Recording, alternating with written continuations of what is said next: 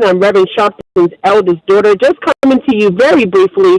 As many of you know, Reverend Sharpton and the entire National Action Network family joining the NAACP family and many, many others as we are laying to rest today an iconic stalwart in the civil rights movement, Dr. Hazel Nail Dukes, whom we lost in the flesh a couple of weeks ago. And surely there are many, many prominent leaders who are gathered here in Harlem at the Mother AME Zion Church, where Reverend Dr. Malcolm Byrd, who is National Action Network's Chief Operating Officer, also officiating over today's services. And many are gathered today at the Mother AME Zion Church to honor the life and legacy of Dr. Hazel Dukes. She was truly a trailblazing civil rights leader who literally dedicated decades to the fight for voting rights and economic justice, fair housing, education. And so we are all gathered today. Governor Kathy Hochul, New York City Mayor Eric Adams, Hillary Clinton was in the house, Reverend Sharpton, and many others to celebrate the life of Dr. Hazel Dukes. Surely was a testament to her immense impact on not only New York City, but the entire nation. And so, especially during Women's History Month, we lost her in the flesh actually on March the 1st, kicking off Women's History Month. And we can't think of anyone in the history of our struggle who has dedicated so much time to really garnishing our movement and really paying it forward, making sure that the next generation of leaders has a voice, has a space, has the relevance that is needed to ignite them and to carry them forward.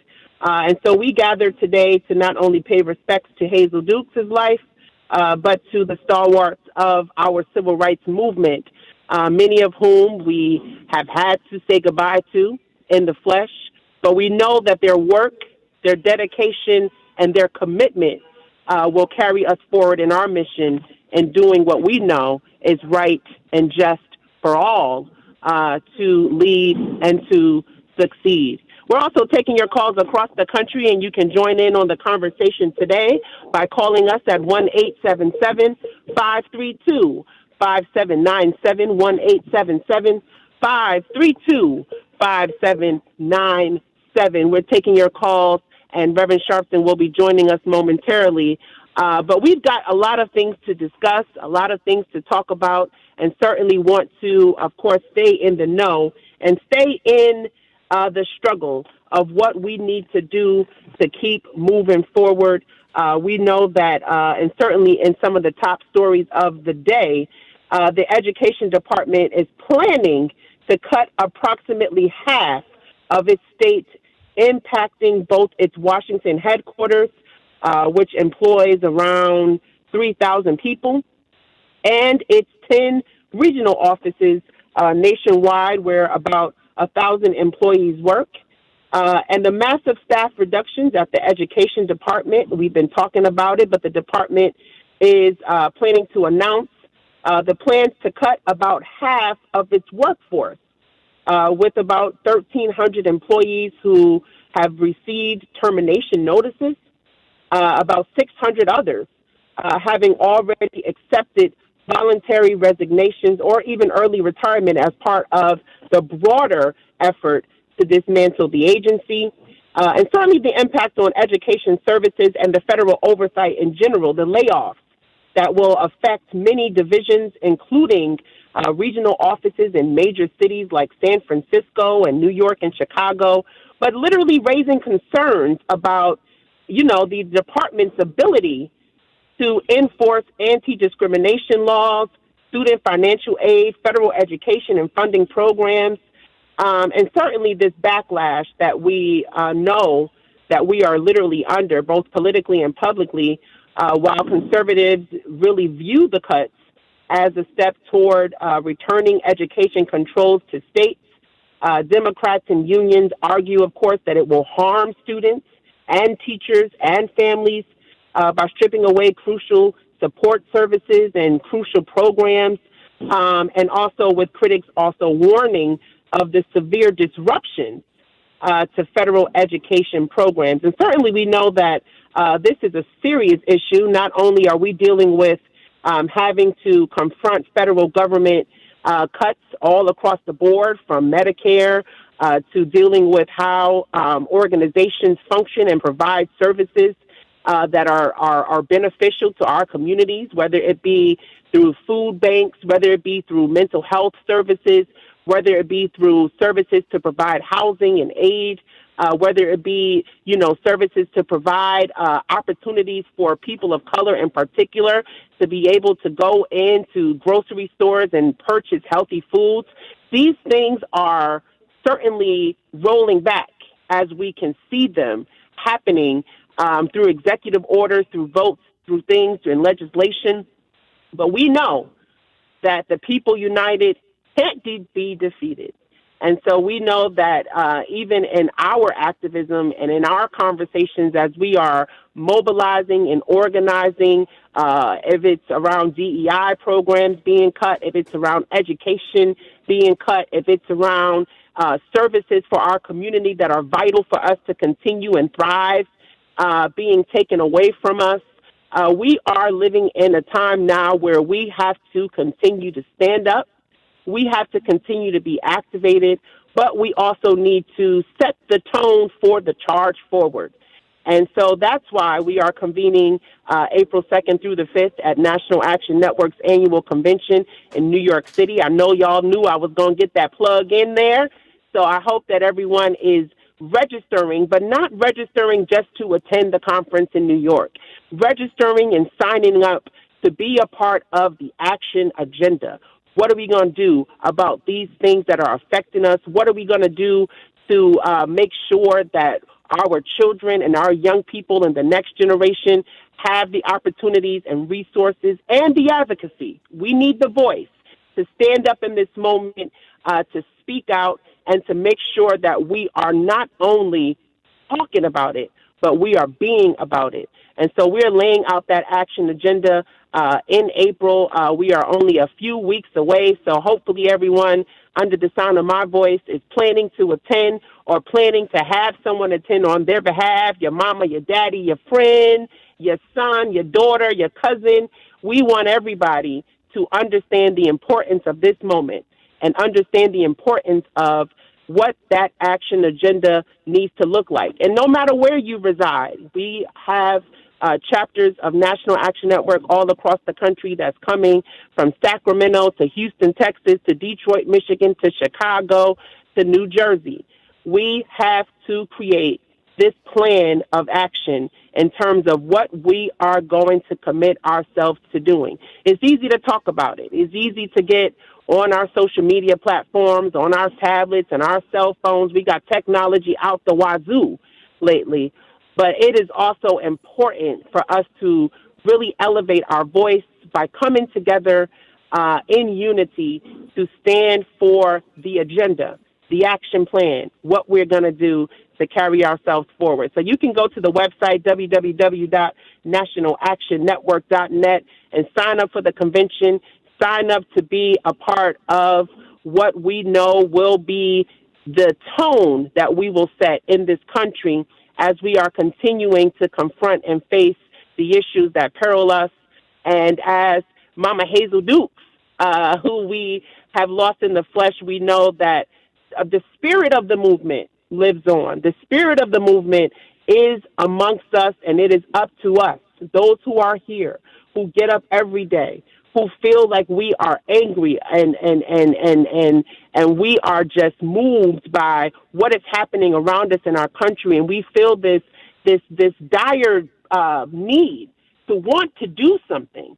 And it is in this moment that when we are faced with certain situations of disruption, certain situations of injustice, that we come together, that we structure and mobilize and organize ourselves and our people to do something, and to do something specifically, because we know that when we fight and when we stand up and when we come together and when we communicate, we get things done. We're taking your calls across the country, and you can join in on the conversation today by calling us at 1-877-532-5797, 1-877-532-5797. I hear that music. Reverend Sharpton will be joining us momentarily, but it's Dominique Sharpton sitting in the hot seat momentarily, and we're waiting to hear from you. 1-877-532-5797. We'll be right back with more of Keeping It Real with Sharpton. We'll be right back. Keeping it real. Keeping it real.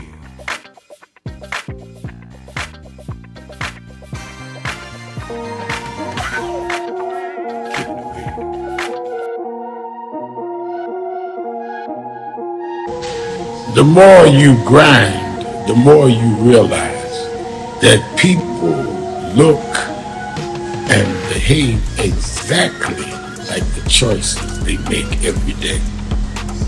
Whatever your choices are, how you eat, how you exercise, how you handle your temperament, how you handle challenges, whether you're disciplined, all of that is reflected in how you appear and how you behave every day. Your daily choices. That's why no matter where I am and no matter how much I have to do, I stay on my grind, working out, watching my diet, and trying to deal with my temperament because my behavior is a reflection of my choices that I make every day. And I don't worry about people being in opposition. People that oppose you are the ones that believe in your power and your potential more than anyone. If they would oppose something that didn't have some force and power with it. So make your daily choices carefully and be very loyal and committed to the choices you make.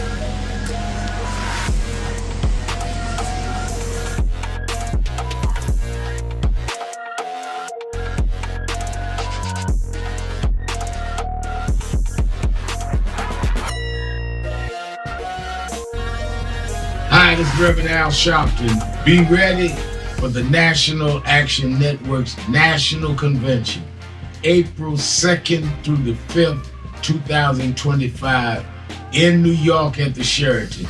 This year, and the 57th anniversary of the assassination of Dr. King, they are trying to take back everything he stood and died for.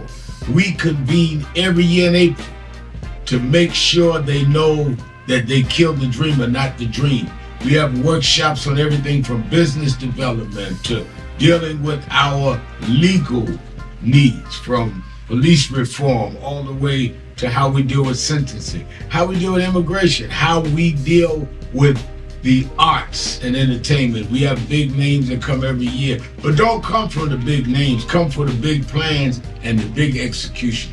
Register now, because with this year, as we are under assault with DEI, under assault with ending the Civil Rights Division of the Justice Department, under assault with now consent decrees and all are neutralized. If there ever was a time that you should come to a National Action Network convention, now's the time. We don't need a lot of philosophizing. We don't need a lot of showing how smart you are. We need action. We plan action and then we go and do action. I'm looking for you. Go to www.nationalactionnetwork.net. We have no registration fee. You don't pay to register. Just get here and let's get it on. National Action Network Convention, April 2nd through the 5th. I'm going to look for you there.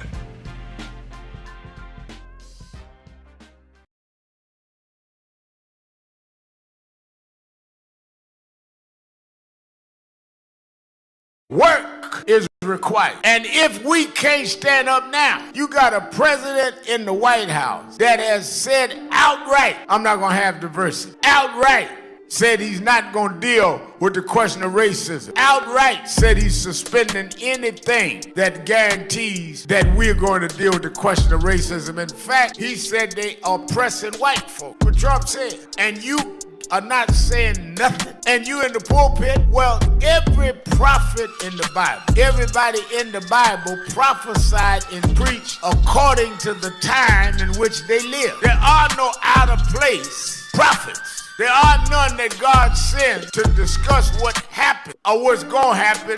He uses them to happen right there. Moses didn't preach about Abraham. He got the strength from the lineage of Abraham to lead the Exodus. What will they say about our story? What will they say about our generation? If when you have blatant racism, you two are afraid to stand up and call the truth out.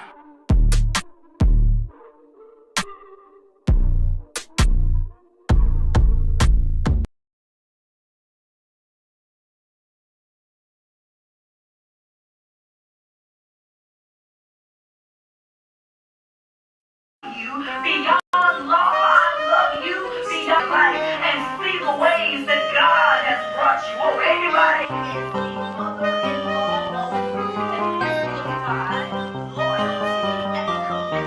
National Action Network Live on 107.5. This is Dr. Al Sharpton. No justice, no peace. What do we want? Justice. What do we want? Justice.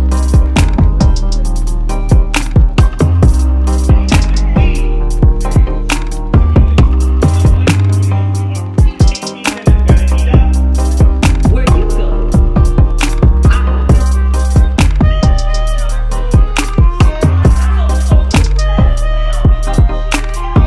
But yet text shows us that the root has walked further because the Almighty has made my life bitter.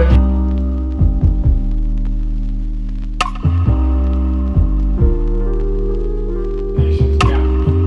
But what the world sees being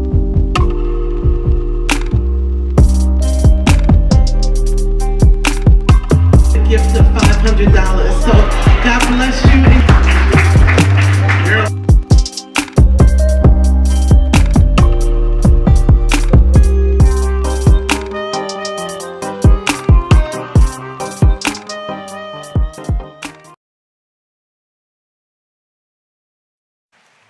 It is my pleasure to present the founder and president of the National Action Network, a man who needs no introduction.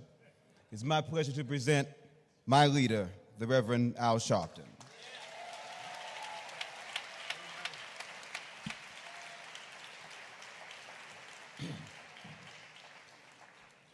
To Dr. Byrd and all of the clergy, but especially to Ron and the family of Hazel Dukes.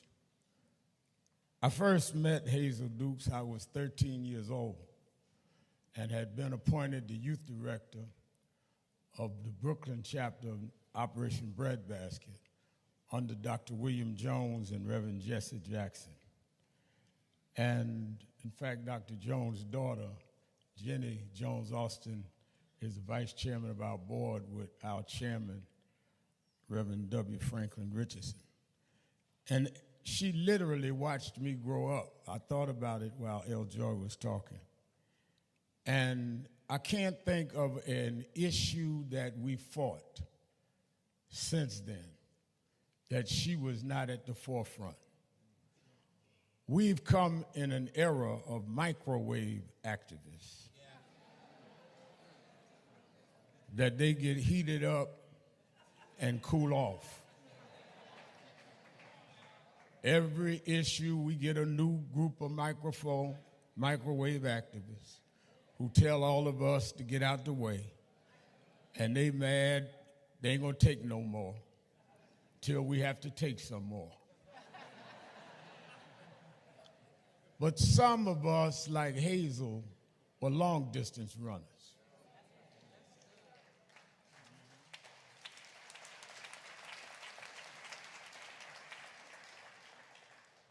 And some of us were committed.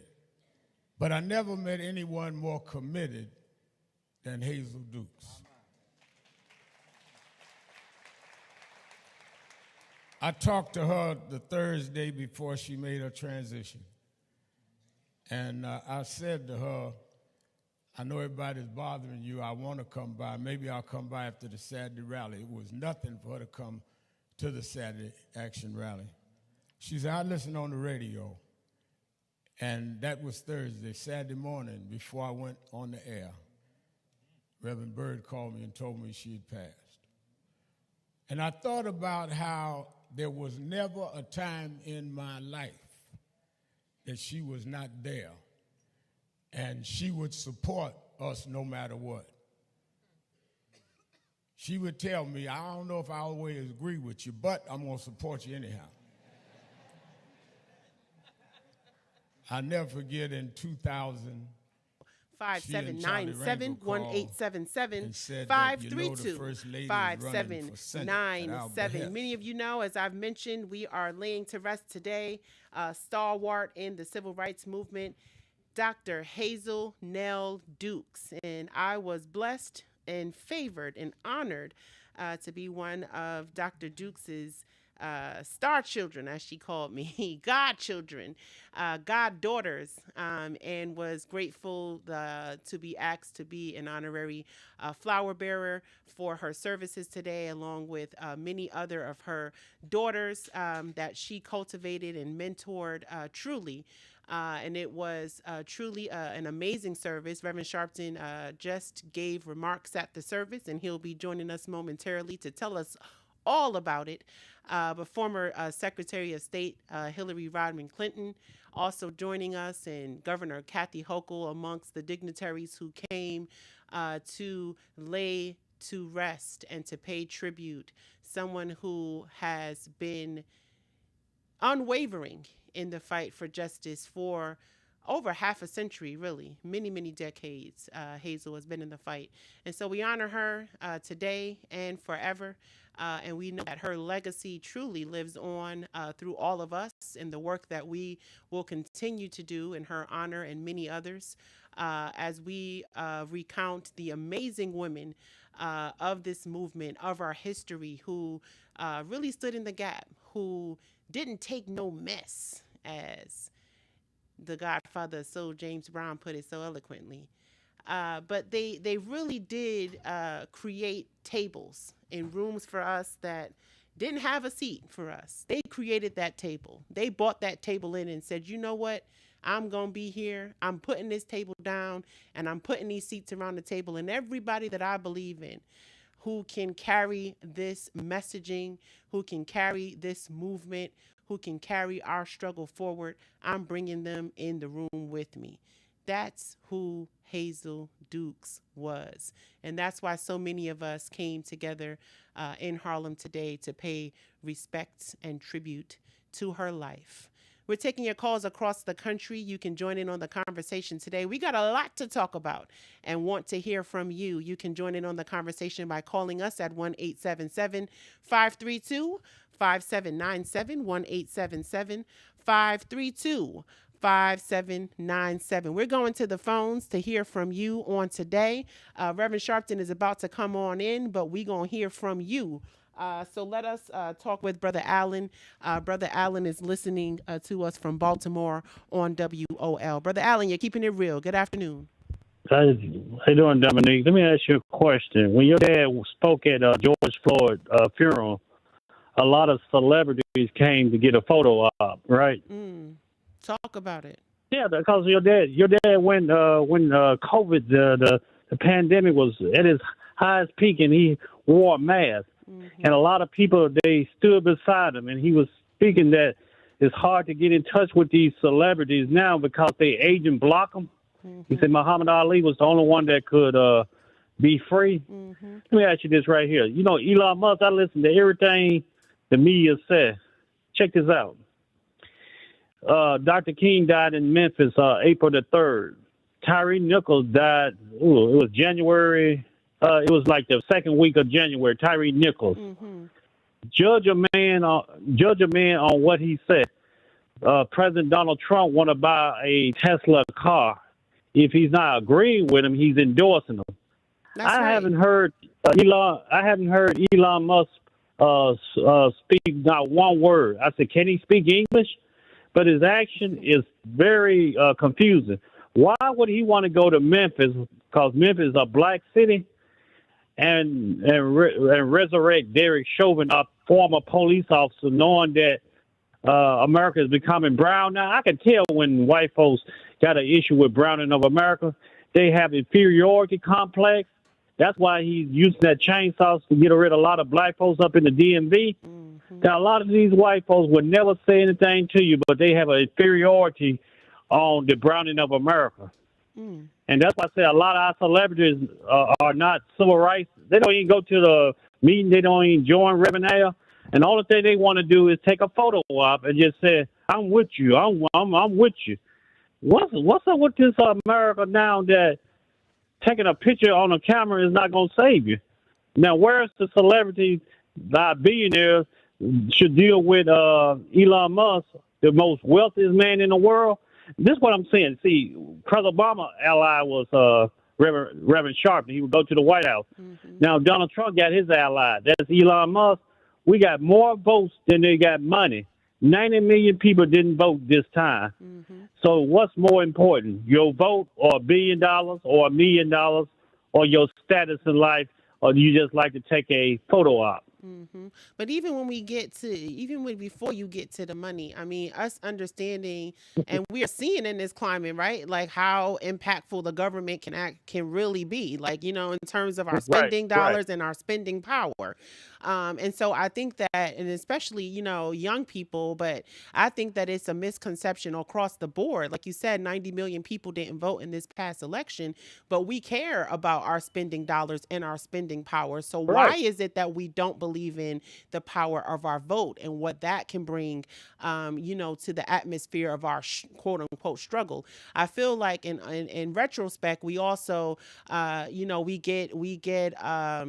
get distracted, I would say, with, like you said, the photo op. But I think that, we are distracted by what's flashy, what seems to be in trend, what seems to be popular. And at a time when a black man, literally was held to the ground with a knee on his neck for over 10 minutes, screaming, "I can't breathe. I need help." The man started crying out for his mama. And in a time where the country, the nation was crippled, we were going through a pandemic and everybody had to see what happened to George Floyd. It was popular to stand with Rev and stand with the movement at that time. It was popular for us to start, impacting these policies where it's like, oh, corporations now finally see diversity, equity, inclusion matters. But we know that didn't last because we understand that, people are dealing with, what is popular for the time as opposed to what is promising for the people, for our future. And I think that we as a people need to try to change the dynamics of how we are reacting to certain things by being more proactive in the struggle and being involved in how we come towards the solutions to change things and not just react to what seems popular or what seems to be, what's trending at the moment. I really think that we have a big problem in this country, a big problem as our people, and really being distracted with those things. Sister Dominique, if you don't vote, just like you spitting on your ancestors, because I went down there it's like about a mile where I stay. I went and voted. I voted for Alsabro. Right. I'm just saying that a lot of times you don't have to have a lot of money. Only thing you have to do is go and vote. And you wouldn't. Some of those people that losing their job, they vote for Donald Trump. The Bible says it's harder for what's that for something the eye of a needle to get into heaven. What you understand? Speaking for a rich man to get into heaven through like the eye of a needle. That a rich man, I'm saying, you seeing his elite. Elon Musk hasn't spoken not one word, but he got so much money power. Surely Dr. King could deal with this man because back in the day, 60 years ago, he had rich millionaires. Absolutely. We've always dealt with that in the movement. And thank you, Alan, for your call. We've always dealt with that in the movement across the board, across generations. We We were the enslaved people. So I know that we understand what that means, but we have to also understand the dedication and commitment it will take to really turn things around and move forward. But I hear that music. I'm going to stop talking for a minute. I'm going to take a break. It's Dominique Sharpton sitting in for the Rev. Rev will be joining us momentarily, but we're taking your calls across the country. You can join in on the conversation by calling us at 1-877-532-5797, 1-877-532-5797. We'll be back with Thank more you for of joining Keeping us It for Real Weekdays Live with Sharpton. Reverend Al We'll be Sharpton. right back. Take the time to share this broadcast right now. Tell your friends it's time to keep it real with Reverend Al. Comment your questions now in the chat or call Reverend Al Sharpton directly on air at 877-532-5797. Now stay tuned for Reverend Al. This is Reverend Al Sharpton. As you watch the broadcast, support National Action Network. Go to www.nationalactionnetwork.net and be involved. You can join, take your membership right online, www.nationalactionnetwork.net. Getting ready to start the program, but we need you to be part of the movement.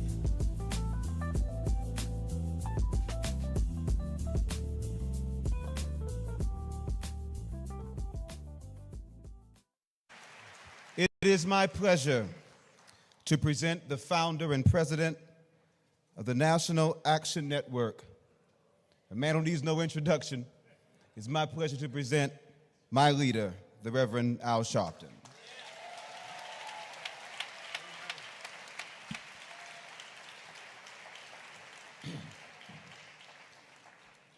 To Dr. Byrd and all of the clergy, but especially to Ron and the family of Hazel Dukes.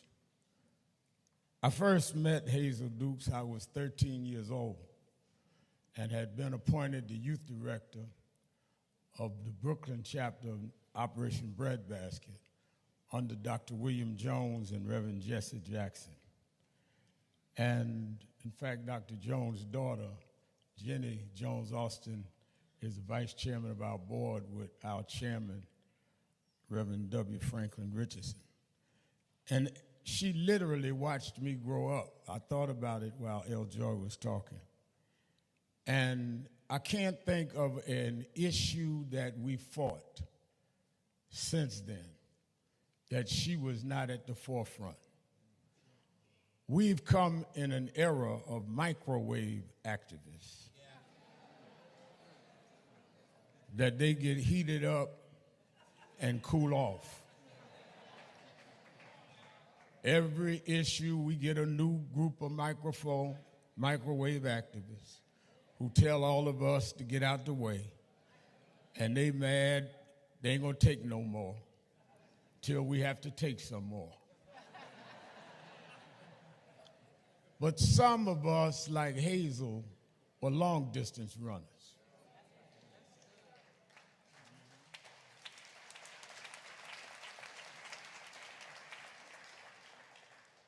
And some of us were committed. But I never met anyone more committed than Hazel Dukes. I talked to her the Thursday before she made her transition. And I said to her, I know everybody's bothering you. I want to come by. Maybe I'll come by after the Saturday rally. It was nothing for her to come to the Saturday Action rally. She said, I listened on the radio, and that was Thursday. Saturday morning, before I went on the air, Reverend Byrd called me and told me she had passed. And I thought about how there was never a time in my life that she was not there, and she would support us no matter what. She would tell me, I don't know if I always agree with you, but I'm going to support you anyhow. I'll never forget in 2000, she and Charlie Rangel called and said that, you know, the First Lady is running for Senate at our behest. I said, really? He said, yeah. And you have Martin Luther King Day, and we're going to bring her. I said, okay. And she said, you're going to be on your best behavior.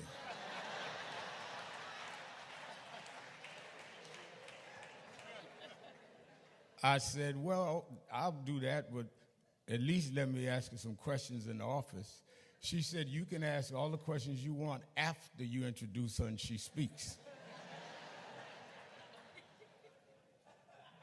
The next year, 2001, I heard about they were having problems with a military base in Vieques, Puerto Rico.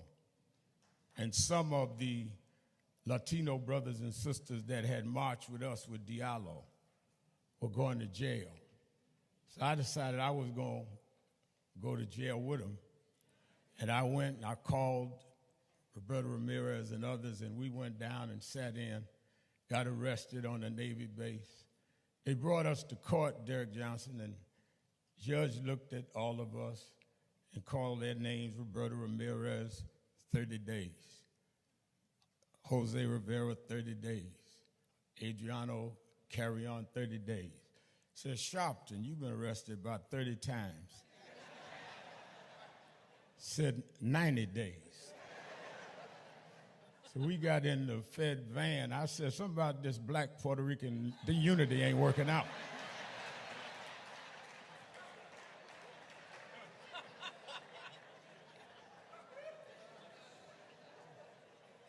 So about 3 days later, they came and got us and transferred us to Brooklyn, to the federal jail. Second or third day, here come Hazel. You know why you're here? I said, yeah. We sat in the Navy base. She said, no, you'd have done your time in Puerto Rico. But that woman that I told you to support, Senator Clinton, got you moved to Brooklyn.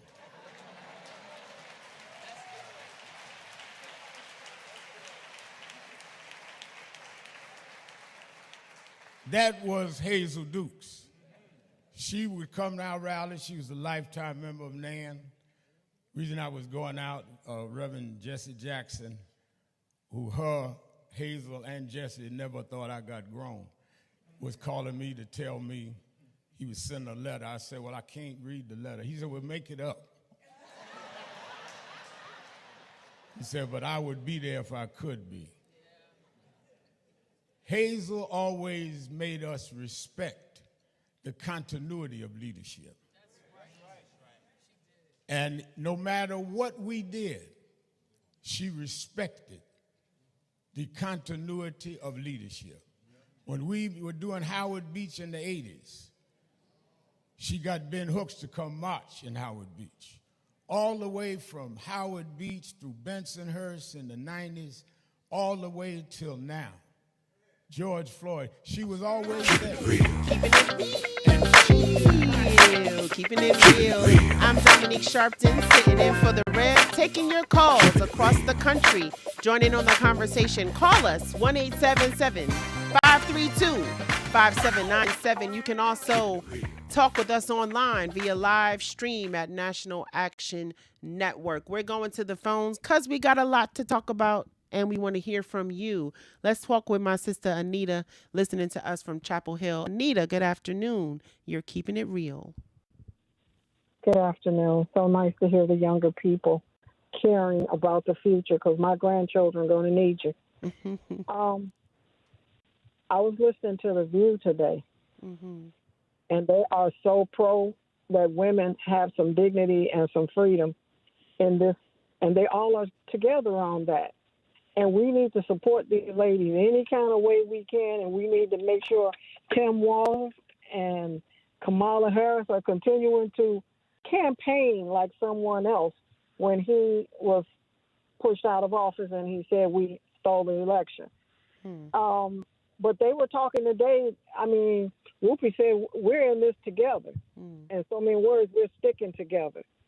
And they were really fired up about, you know, they like, you keep talking about the 1%, the transgender. What about the 1% billionaires that we need to talk about? And I agree with them, and I hope everyone in this audience agree with them. And remember, God created the horse. It's a normal thing. A Tesla, he has to obey the rules. of keeping the environment clean and healthy for us to live in. And until he does that and it's proven, right now we're getting tornadoes and floods because of cars not following God's guidelines for doing things, or our ignorance of not knowing how to take care of the environment. And we need to learn how to do these things. And women need to stick together. And they're really talking about divorced women, because then they try to make you a man when you're divorced. I cannot be a man and a woman at the same time, and neither can a man be a man and a woman. A man cannot carry a child, and I cannot not carry a child if I'm with the man. They're coming. So we need to really fight for women's rights. We need to see more of our people out there on the TV campaigning just like Donald Trump has.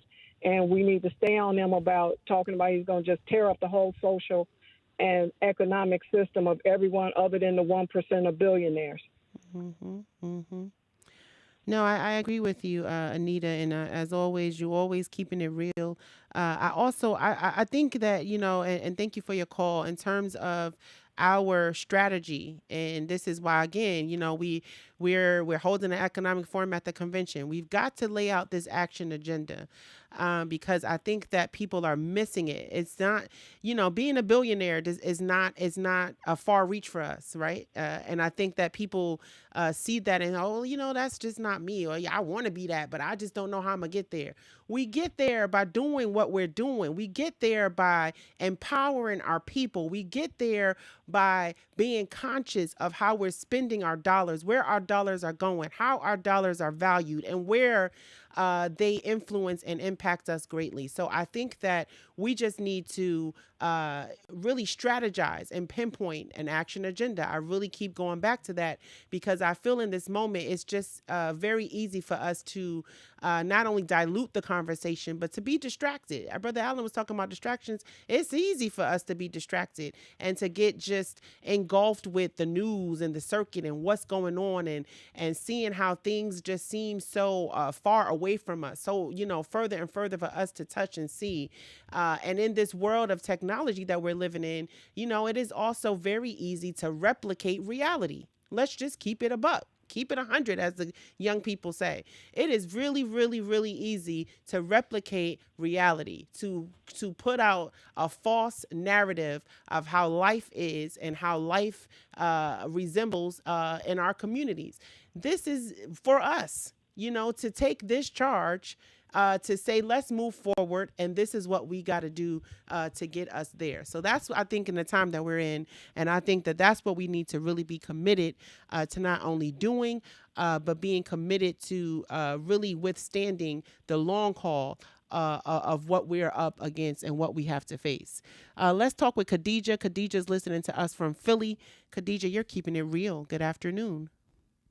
Hi, Dominique. I had asked to communicate with the Reverend Sharpton directly somehow, and I did tell the person that answered the phone that this was Paula Peoples in Philadelphia that was co-chair of a woman of the Philadelphia Action Network, and our family needs to communicate with Reverend Sharpton. He did, at her eulogy, say that we can reach out to him. And Paula Peoples, you're talking about? You talking about Sister Paula? Yeah, she spoke about you, Dominique, many times to me. I'm her sister Khadijah. So we have a family matter that Paula was dealing with when she passed, and so we need to have that communication sent to Reverend Sharpton somehow, email or something, and that's what we're asking for today. A couple of my siblings are listening, and so that's what I'm calling for. Okay, well, I know that I'm not the Rev. That's number one. I'm Dominique. However, I do know that I can connect you with our folks and making sure, these are important things. And so you won't be ignored, my sister. And I thank you for calling, Khadijah. I do know that Reverend Toon, our national field director, is on the ground, and we are happy to connect you to meet with you to figure out what your situation is and how we can best assist you. So please don't give up on that. And please, I'm happy to follow up with you to make sure that that happens, Sister Khadijah. Thank you so much for your call, and stay in the fight. We in this together. So we got you, sister. Stay strong, and thank you for keeping it real. Let's talk with my brother Rick, listening to us from Germany. Rick, You're keeping it real. Good afternoon. How you doing, sister? How you doing? Still alive and struggling to breathe, struggling to digest the little food that I eat on a daily basis. I wanted to talk about passing the baton on, and you said that your father is giving the celebration of life for Sister Hazel Dukes. Yes. Who is Sister Hazel Dukes? Sister Hazel Dukes was the president of the New York State NAACP for, I believe, over 40 years. Her contribution and her work with the NAACP, bringing issues to the forefront at a time where women, especially women, and Black women, more especially, were not really acknowledged as not only leaders, but as those who are, in the front lines, on the front lines, fighting for the causes that we needed to carry us forward. So Dr. Hazel Dukes was one of those unapologetic warriors, I call it, who would be very loud in terms of demanding that not only women of color, but those who have a voice anywhere they are, be able to utilize that voice, be mentored, be nurtured in the light of what we're fighting for and the issues that we're fighting for. She's gone to jail for many times on civil disobedience as it relates to those who are impacted by police brutality, standing with Reverend Sharpton in her capacity with the NAACP. She has gone to Albany and to Washington, D.C. on many occasions to testify and represent us, people of color, women of color, in leadership positions who were vocal about the issues that impact us: education, healthcare, voting rights, and many other things. And so while many people may not know Dr. Hazel Dukes' name nationally, they feel her impact and the struggle and things that we are able to do and able to stand for, and how our voice is not only heard, but appreciated and valued. So that's, in a nutshell, who Dr. Hazel Dukes was. I would say in closing that it is worth the while for the young people not to go out and protest to the point of throwing rocks and bottles, but to get involved in politics and learn who the elders were from yesterday and what you can do today. I'm done, sis. Thank you so much for your call. And you're right. I mean, and this is, again, goes to the conversation as we're talking about education, as we're talking about how programs and things are being rolled back or taken away or canceled. Our history has not been canceled. And the struggle that we fought to get us not only here today, for me to be able to utilize this platform to speak to you, is an accomplishment of the struggle. And so we have to always remember and pay forward what we've overcome, and also those figures like Dr. Hazel Dukes, who has helped us to get to where we are. I hear that music again. We're going to take a break. It's Dominique Sharpton. I'm sitting in for the Rev. Rev will be joining us momentarily, but we're taking your calls across the country, and you can join in on the conversation by calling us at 1-877-532-5797, 1-877-532-5797. We'll be back with more of Keeping It Real with Sharpton. We'll be right back. Keep it real.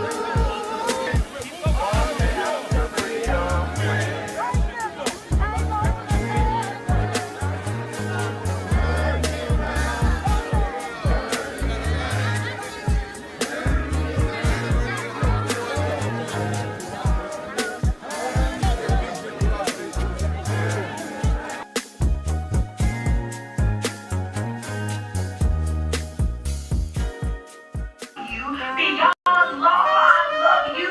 Beyond life, and see the ways that God has brought you. Oh, anybody?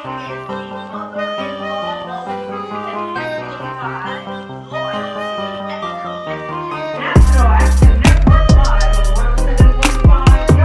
Dr. Al Sharpton. No justice, no peace. What do we want? Justice. What do we want? Justice.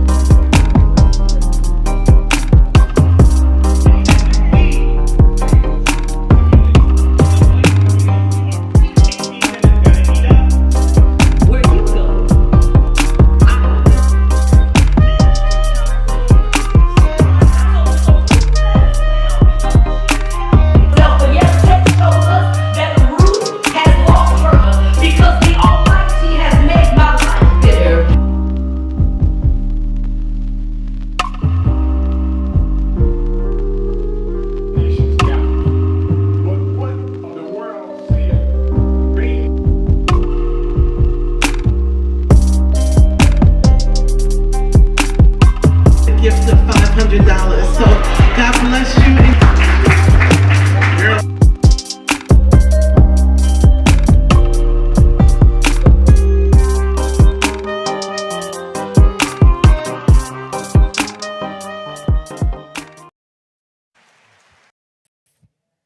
That she was not there, and she would support us no matter what. She would tell me, I don't know if I always agree with you, but I'm going to support you anyhow. I'll never forget in 2000, she and Charlie Rangel called and said that, you know, the First Lady is running for Senate at our behest. I said, really? He said, yeah. And you have Martin Luther King Day, and we're going to bring her. I said, okay. And she said, you're going to be on your best behavior.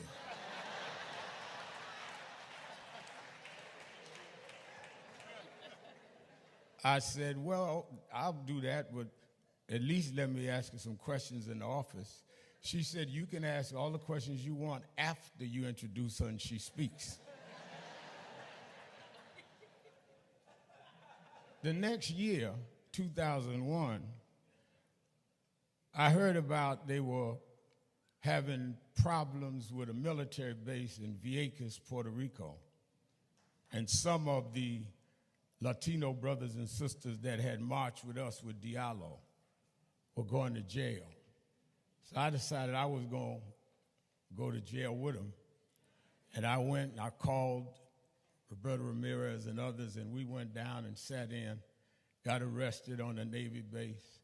They brought us to court, Derek Johnson, and judge looked at all of us and called their names, Roberto Ramirez, 30 days. Jose Rivera, 30 days. Adriano Carrion, 30 days. Said, Sharpton, you've been arrested about 30 times. Said, 90 days. So we got in the Fed van. I said, something about this black Puerto Rican, the unity ain't working out.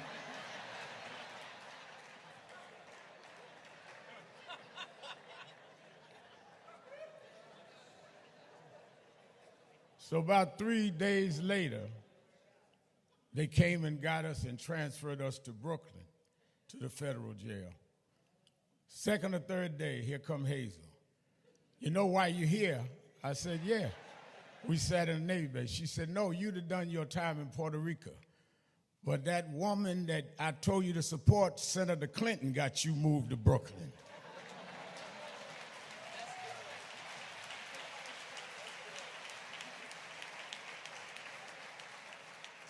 That was Hazel Dukes. She would come to our rally. She was a lifetime member of NAN.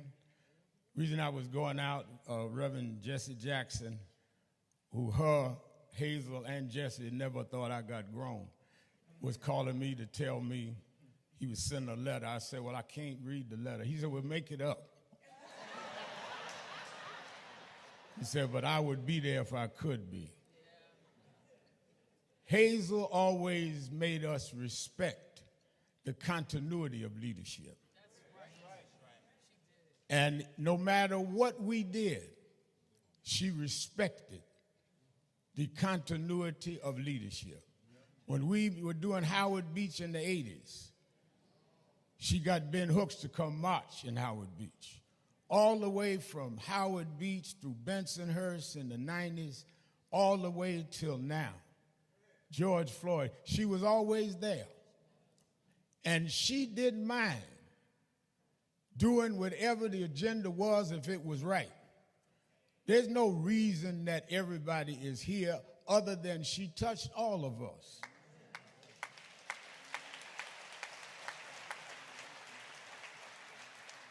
I remember when there was a police shooting in Queens of Sean Bell. And Dr. Richardson, we decided when they acquitted those policemen, we were going to close the city down.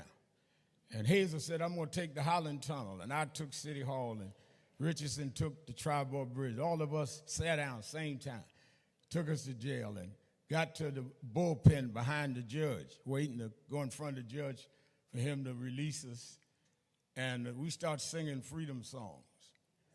And all of a sudden, Hazel hunched me. She said, look over there. I said, what? She said, that guy in the bullpen. I said, yeah. Yeah, that's so-and-so. I won't call his name, may be here. And I said, yeah, he was down at Brooklyn Bridge with us, and he got so stirred up with my speech, he decided to come with us. She said, but ain't that our lawyer? I said, yeah. She said,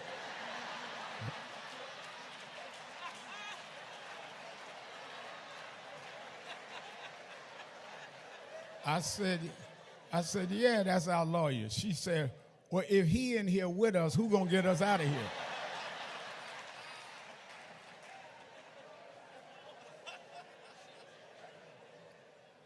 But Hazel would go to jail and to the White House.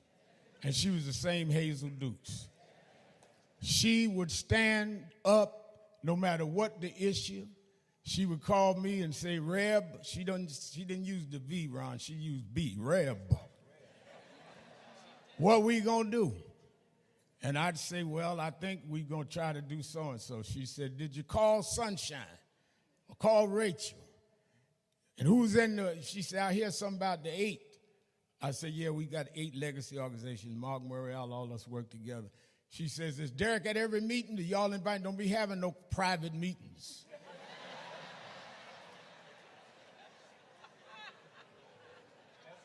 That's Hazel Dukes. But she had impeccable integrity. She had ethics and values.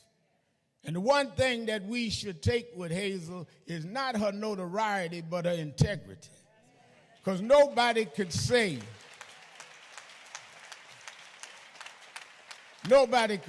that Hazel Dukes didn't mean what she said and said what she meant. That's why all of us could trust her, and she could call all of us her children. In the winding days of her life, everybody was getting ready for the city elections. She said, well, you know, Eric's one of my children. Then Andrew jumped in. She said, well, you know, I helped raise Cuomo with Mario. He one of my children. Then our sister in Queens, I said, Hazel, probably, she said, yeah, that's one of my daughters, president of city council. Adrian. Keeping it real. I'm Dominique Sharpton, Reverend Sharpton's eldest daughter. I'm sitting in for the Rev. Rev is making his way to the studio to keep it real with all of us. Many of you know Reverend Sharpton was amongst many of the dignitaries and honoraries and leaders and community people who convened and gathered in Harlem today to lay to rest and pay tribute to the life and legacy of Dr. Hazel Nell Dukes. She was a leader of the NAACP. We lost her in the flesh just recently, a couple of weeks ago, and Rev and many others convening in Harlem today to pay tribute to her life, to her legacy, and all that she stood for to carry us forward. We're taking your calls across the country. You can join in on the conversation today by calling us at 1-877-532 5797 1-877-532-5797. We're also taking your comments via live stream at National Action Network and want to hear from you. We're going to the phones, got a lot to talk about and got a lot of folks holding on. So let's speak with Ozzy, who's holding on, listening to us from Cincinnati on The Buzz. You're keeping it real, Ozzy. Good afternoon. Well, it is a blessing to speak to you, Ms. Sharpton and Dominique. I want to speak about quickly. You know that I'm an outspoken critic of the Democratic Party, but not so delusional that I don't think that they are working on our behalf much more so than the Republican Party. I think that we still have to push the Democratic Party to deal with the issues that the black community deals with on a day-to-day basis. Absolutely. Now, one of the issues that I am very angry at with Donald Trump right now is the dismantling of the education department. Yes. And definancing certain pillars that, bless you. Thank you. Certain pillars that we deal with in the black community. For example, prenatal care. All right, we know that prenatal care helps to develop our young children to be prepared for school or and adulthood. The other one is a stable diet that our children sometimes get at school. And I'm concerned now that because a lot of that funding that does feeds our children comes from the federal government. That's right.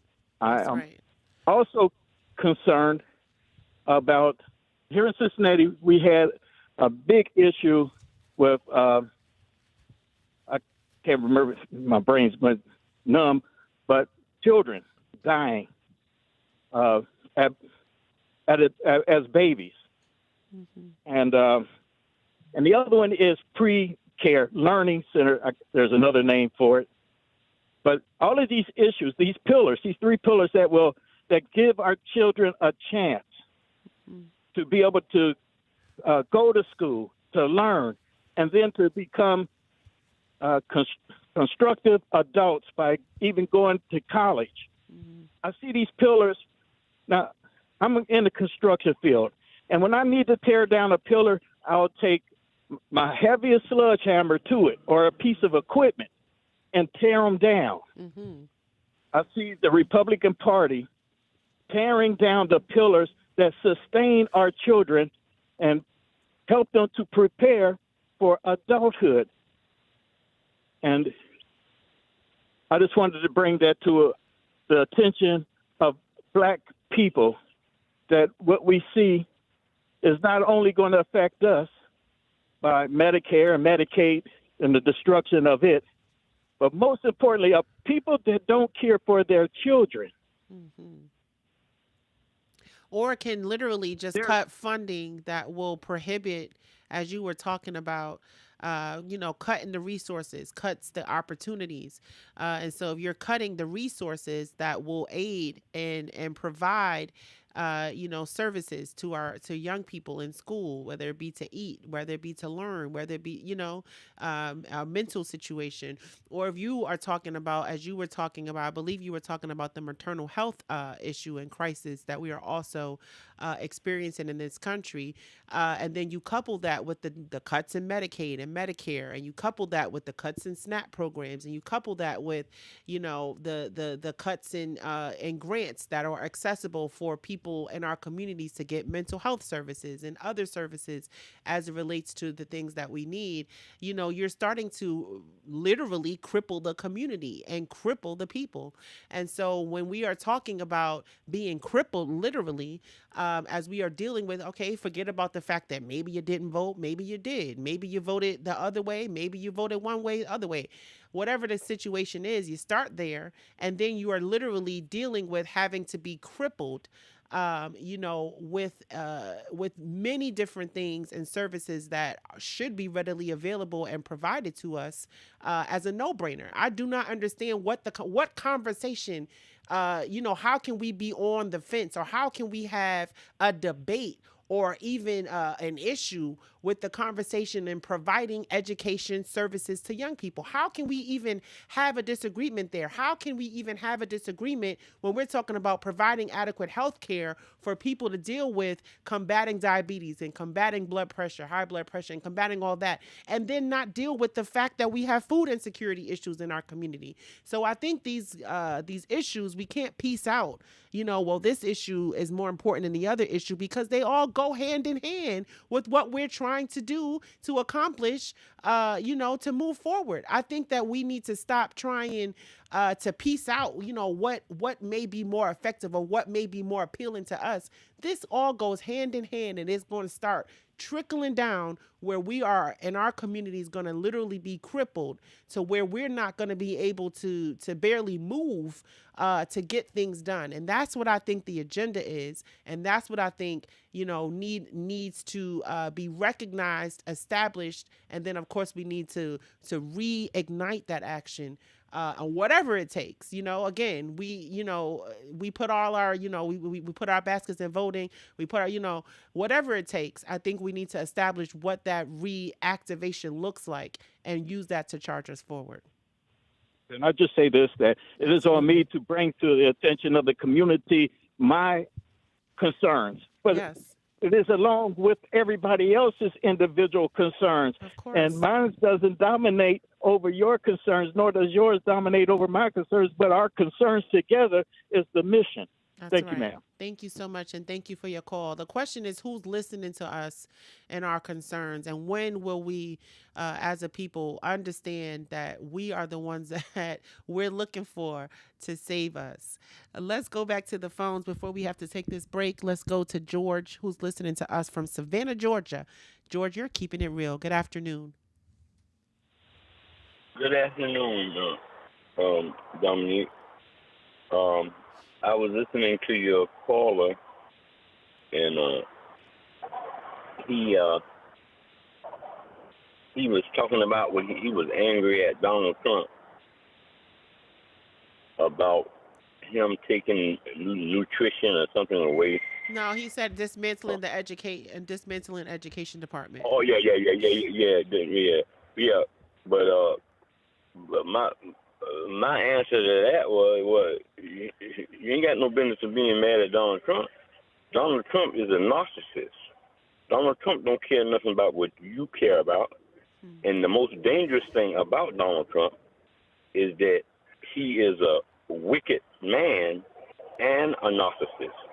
So it don't matter what you care about. It matters what he cares about.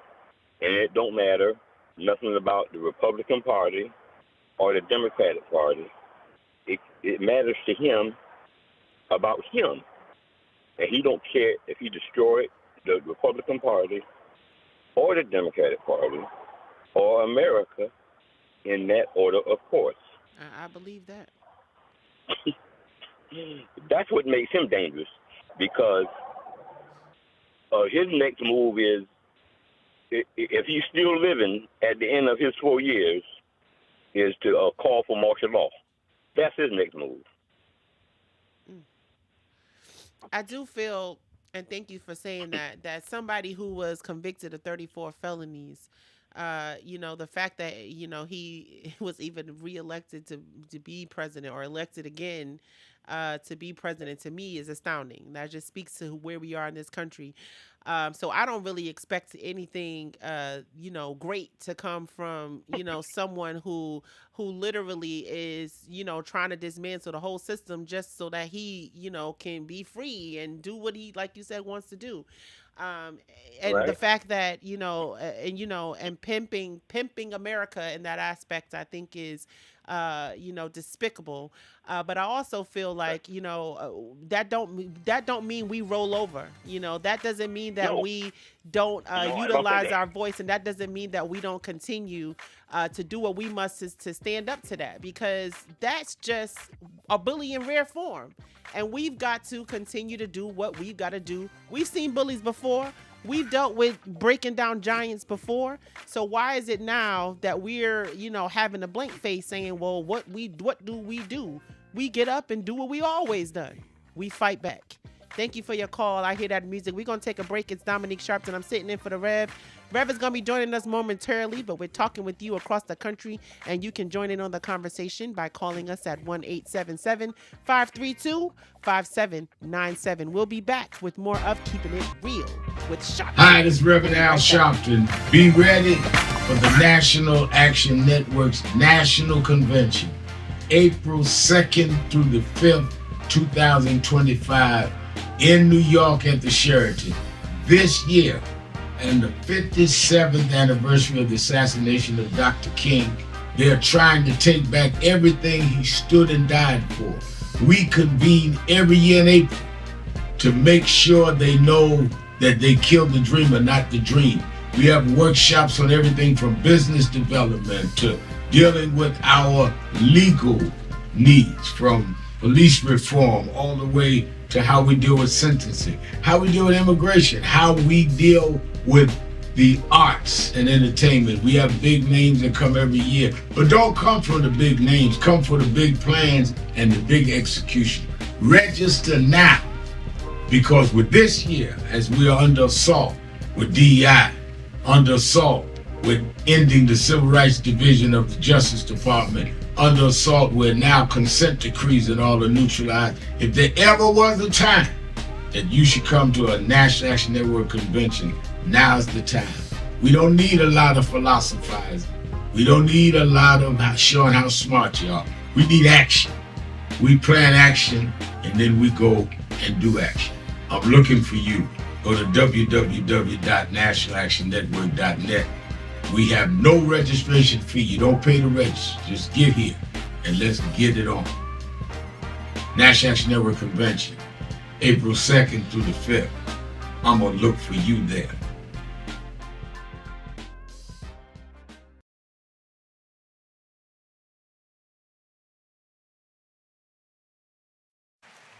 It is to the federal jail. Second or third day, here come Hazel. You know why you here? I said, yeah. We sat in the Navy base. She said, no, you'd have done your time in Puerto Rico. But that woman that I told you to support, Senator Clinton, got you moved to Brooklyn.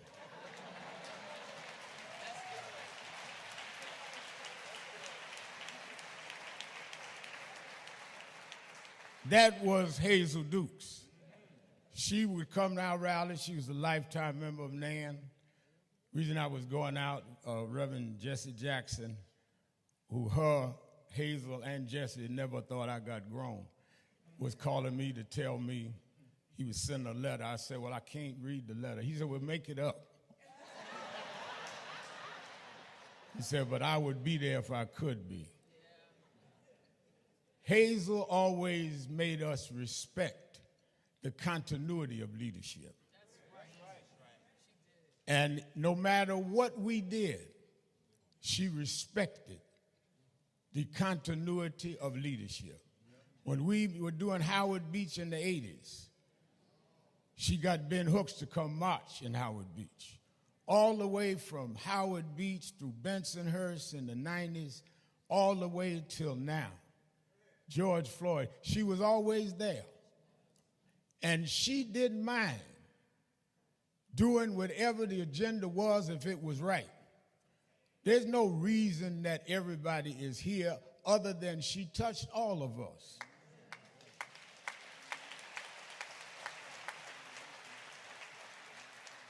I remember when there was a police shooting in Queens of Sean Bell.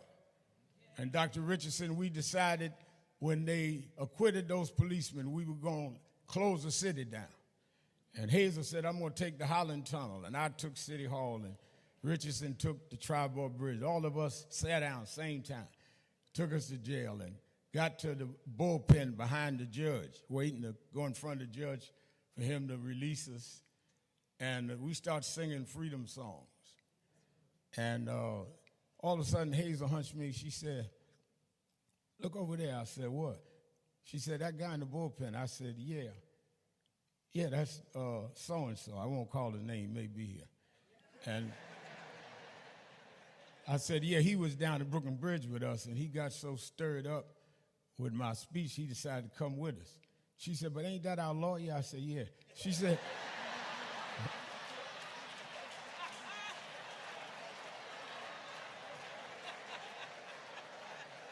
I said, yeah, that's our lawyer. She said, well, if he in here with us, who gonna get us out of here?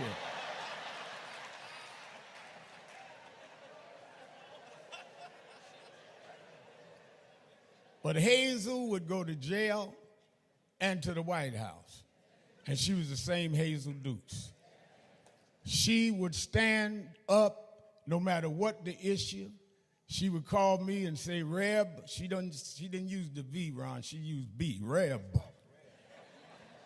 What we gonna do? And I'd say, well, I think we gonna try to do so-and-so. She said, did you call Sunshine or call Rachel? And who's in the, she said, I hear something about the 8. I said, yeah, we got 8 legacy organizations. Mark Murray, all us work together. She says, is Derek at every meeting? Do y'all invite? Don't be having no private meetings.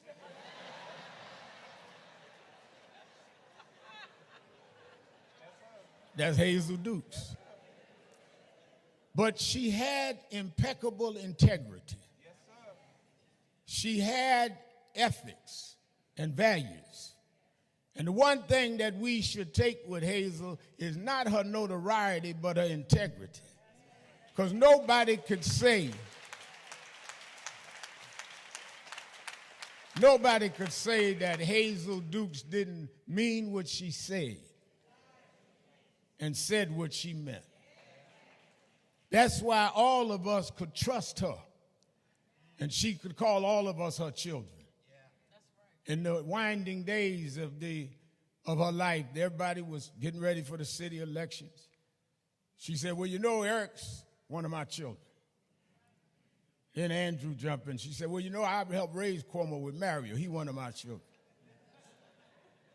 Then our sister in Queens, I said, Hazel, probably, she said, yeah, that's one of my daughters, president of the city council, Adrian Adams. I said, well, if everybody is her child, I guess since she gone, y'all gonna have a family feud on primary day.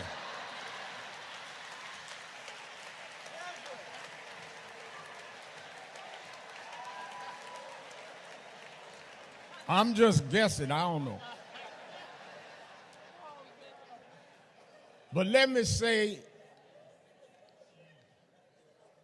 the mistake that a lot of people made was they thought that racism and bigotry ended at the Mason-Dixie line. I was born and raised in Brooklyn, New York, and I knew what Howard Beach meant. I knew what Bensonhurst meant growing up. Racism didn't end at the Mason-Dixie line. Even after some of the laws of the 60s, Civil Rights Act 64, Voting Rights Act 65, tamed some of the South, it was these manicured northern bigots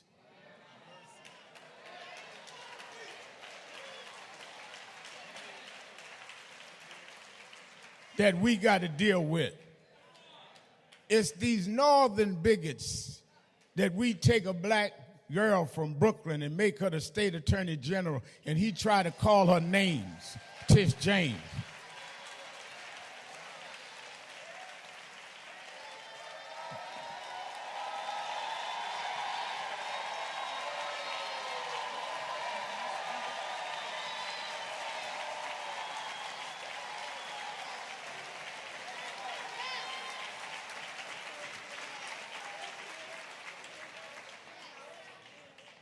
And if you don't believe that there were northern bigots that we had to fight,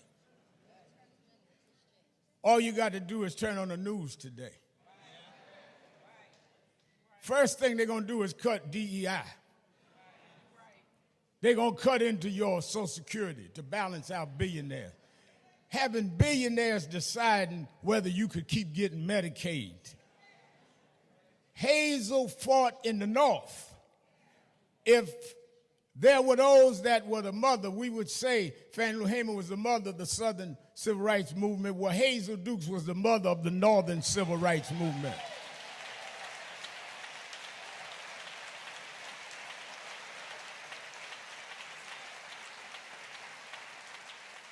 Hazel raised us to fight, and the generation behind us to keep the fight going. And we have to fight. I don't know how long we have to go. And in for the Rev, taking But your calls across the Hazel. country. You can join in on the conversation by calling us at 1-877-532-5797. We're talking with William. William is listening to us from Boulder, Colorado. William, you're keeping it real. Good afternoon. That I call. My question is, why don't how you hear about the janitor in church is when you look in the Black Enterprise? What was that again? I didn't get the beginning of your question. I said, why the only time you hear about the janitor in the church is when you look in Black Enterprise? Do anybody know who the janitor of the church is? The gender? I don't understand. The janitor. The janitor. Who's Oh, the the janitor in the janitor. church? Janitor? Only janitor you get to hear about is when you look through the Black Enterprise.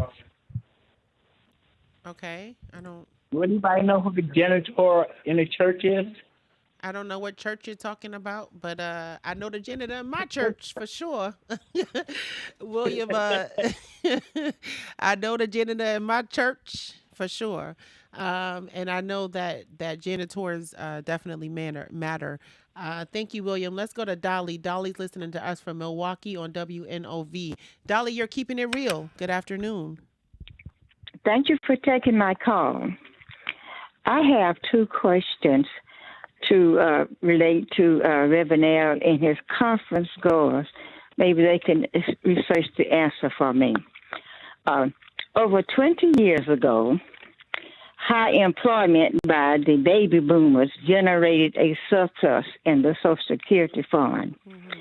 Congress borrowed billions of dollars from that fund. Over 40 years ago, Congress allocated grants like CEDAR money and other grants to minorities. Congress voted at that time and gave the white female a minority status, access to that money. So question number one, did Congress pay back the $15 billion it borrowed from Social Security? And is the white female still classified a minority by the United States government? And well, you know the answer to that one. Go ahead. I'm sorry. I just wanted to say maybe if you can find out the answer. I haven't been able to find that out, and I'm sure somebody can research it and find it out. And once they do find it out, make it that stuff available to the public. Absolutely. Because this relates to what is happening now, both of them. Absolutely. I know that America is in trillions of dollars of debt currently, and I know that as we are, waiting for, budgets and this thing to be passed and moved and voted upon, I do know that, we are in debt as a country. That's just, we've been in debt for a while. But I also know that the current leadership in place, I don't know exactly the plans for how we're combating that, but I do know that the plans to generate wealth for us or to even allocate resources that we need significantly being cut and being reallocated elsewhere to support other things that the president and others seem to feel is more valuable. But I do know that we are in trillions of dollars of debt as America stands currently. And I don't see the plan to move us out of that. Well, the only thing I was worried about is pay back, instead of messing with our Social Security now, pay back the money that you borrowed over 2 decades ago. Pay it back from And where? that could be an argument right now. You can't come and do something else. You still owe us for the money that you borrowed from us. We still talking And that's about what reparations. surpluses- They owe us a lot, sister. I don't know about you, but they owe me a lot. They owe my ancestors a lot. They owe my people a lot. And so I know that, this fight and this conversation that has been going on, and at the end of the day, when you talk about people of color and owing us, I think that they got a long list of things that they owe us for, starting with us building this country for nothing. So we could start there. But I also feel, again, in the strategy of our action and what we're doing, we've got to be deliberate about that. We've got to be deliberate, again, about how we spending our dollars, about where our dollars are going, about how we are uplifting and upholding the community in the respects to our Black businesses, how we thrive, how we succeed. We are those that need to be committed to that. We can't be looking at somebody else talking about what you're going to do for my business. We got to help ourselves and help each other. So I think that we are, again, that cripple effect of what we are dealing with now. We can't remain there. We can't remain crouched down to the ground. We've got to rise up. We've got to stand up. We've got to speak out. And we've got to do what it takes to not only re-energize, that community of building, in terms of how we are re-implementing and focusing on financial empowerment and how we empower our people, building our own businesses, our own schools. We did that. We started with that. You didn't want us in your school? Okay, let's build our own. You didn't want us in your religious institutions? We got our own. You didn't want us buying or being able to be equal to you in terms of how we spend our dollars? We're going to build our own businesses. And so we have to re-energize and reactivate that mentality and mindset in this time if we are going to deal with the fact that, yes, as a country, we are trillions of dollars of debt, but as a people, we stand united for the cause, for justice, and for equality. We're going to take another break. It's Dominique Sharpton. I'm sitting in for the Rev, taking your calls across the country.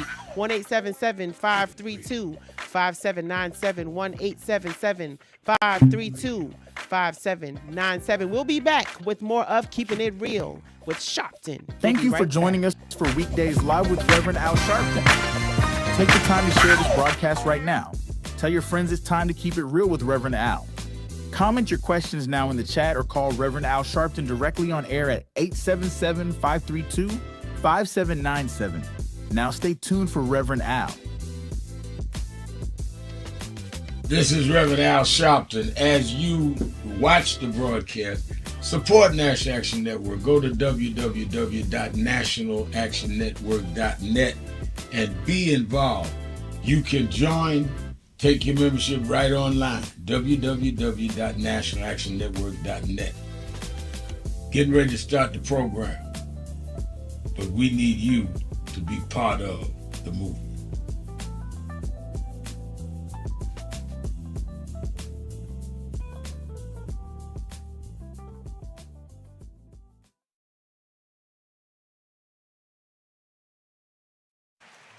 It is my pleasure to present the founder and president of the National Action Network, a man who needs no introduction. It's my pleasure to present my leader, the Reverend Al Sharpton.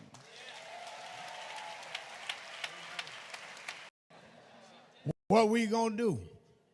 And I'd say, well, I think we gonna try to do so-and-so. She said, did you call Sunshine or call Rachel? And who's in the, she said, I hear something about the 8.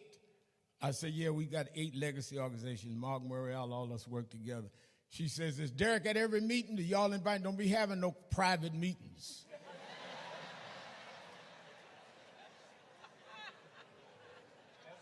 That's Hazel Dukes. But she had impeccable integrity. She had ethics and values. And the one thing that we should take with Hazel is not her notoriety, but her integrity. Because nobody could say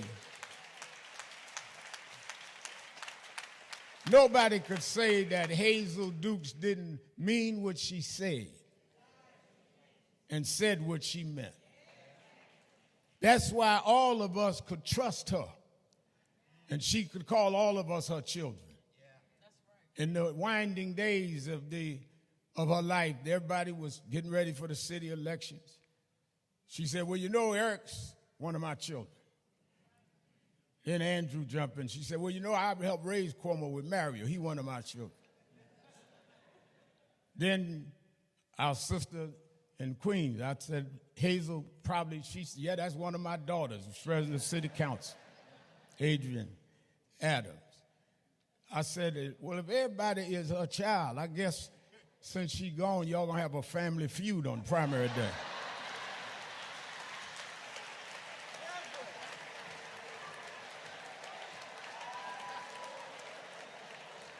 I'm just guessing, I don't know. But let me say,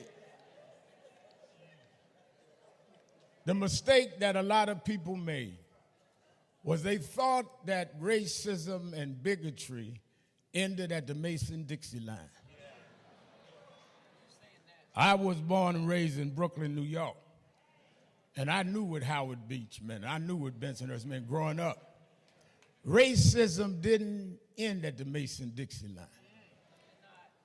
Even after some of the laws of the 60s, Civil Rights Act 64, Voting Rights Act 65, tamed some of the South.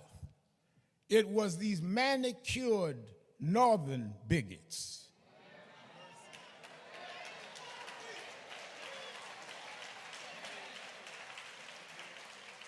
that we got to deal with. It's these northern bigots that we take a black girl from Brooklyn and make her the state attorney general, and he try to call her names, Tish James.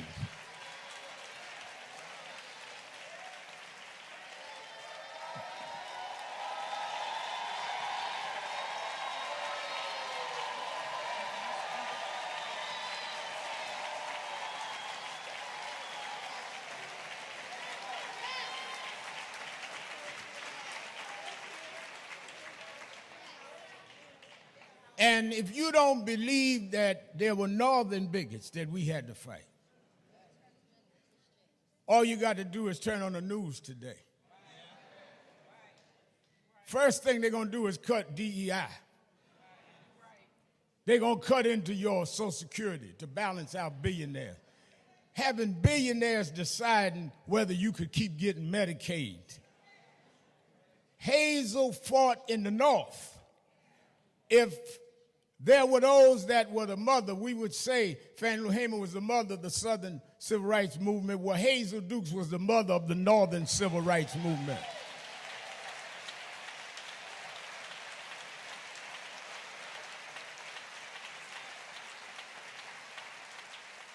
Hazel raised us to fight, and the generation behind us to keep the fight going, and we have to fight. I don't know how long we have to go, but I know we owe it to Hazel to take these bigots out the White House and return some dignity and return some integrity and return some level of respect.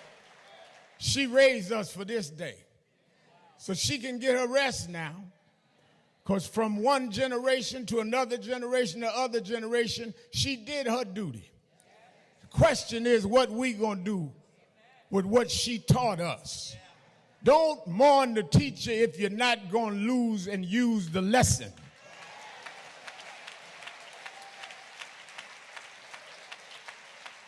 So Hazel's gone to get her reward. But she'd be embarrassed if we don't continue to fight. I know that there is a meeting going on the other side, but Hazel is watching to see what we gonna do. We can be opposed, but we can't be ugly. We can have different tactics, but we can't have different movements. Let Hazel rest now. She fought a good fight. Let Hazel rest now. She kept the faith. Let Hazel rest now. She earned her crown. Let Hazel rest now. She can put down her cross and pick up her crown. You did a good fight, Hazel. Stand up and get crowned. Stand up and crown Queen Hazel.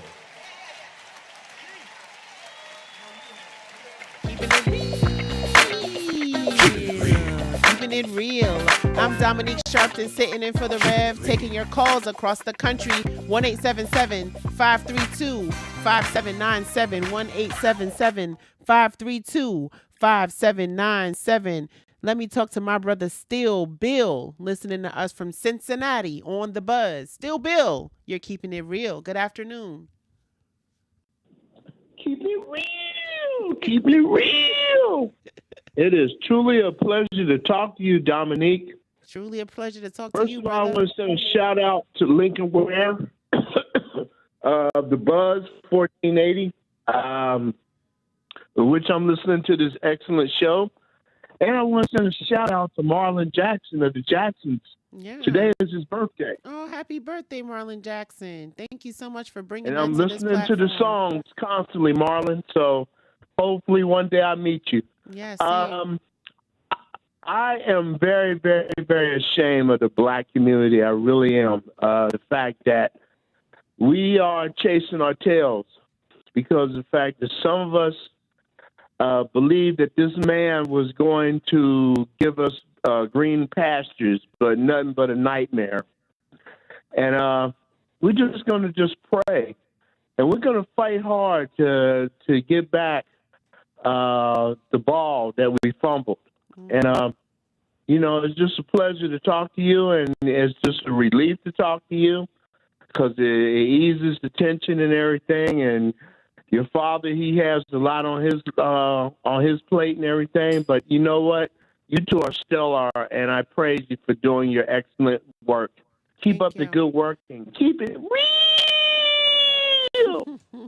Bye. Thank you for the Still Bell. No, you're right. And a lot of people, I'm not really a football fan, but a lot of people, like football, and everybody is so enticing, and everybody's looking at the quarterback because the quarterback gonna get the ball and get the ball to the goal.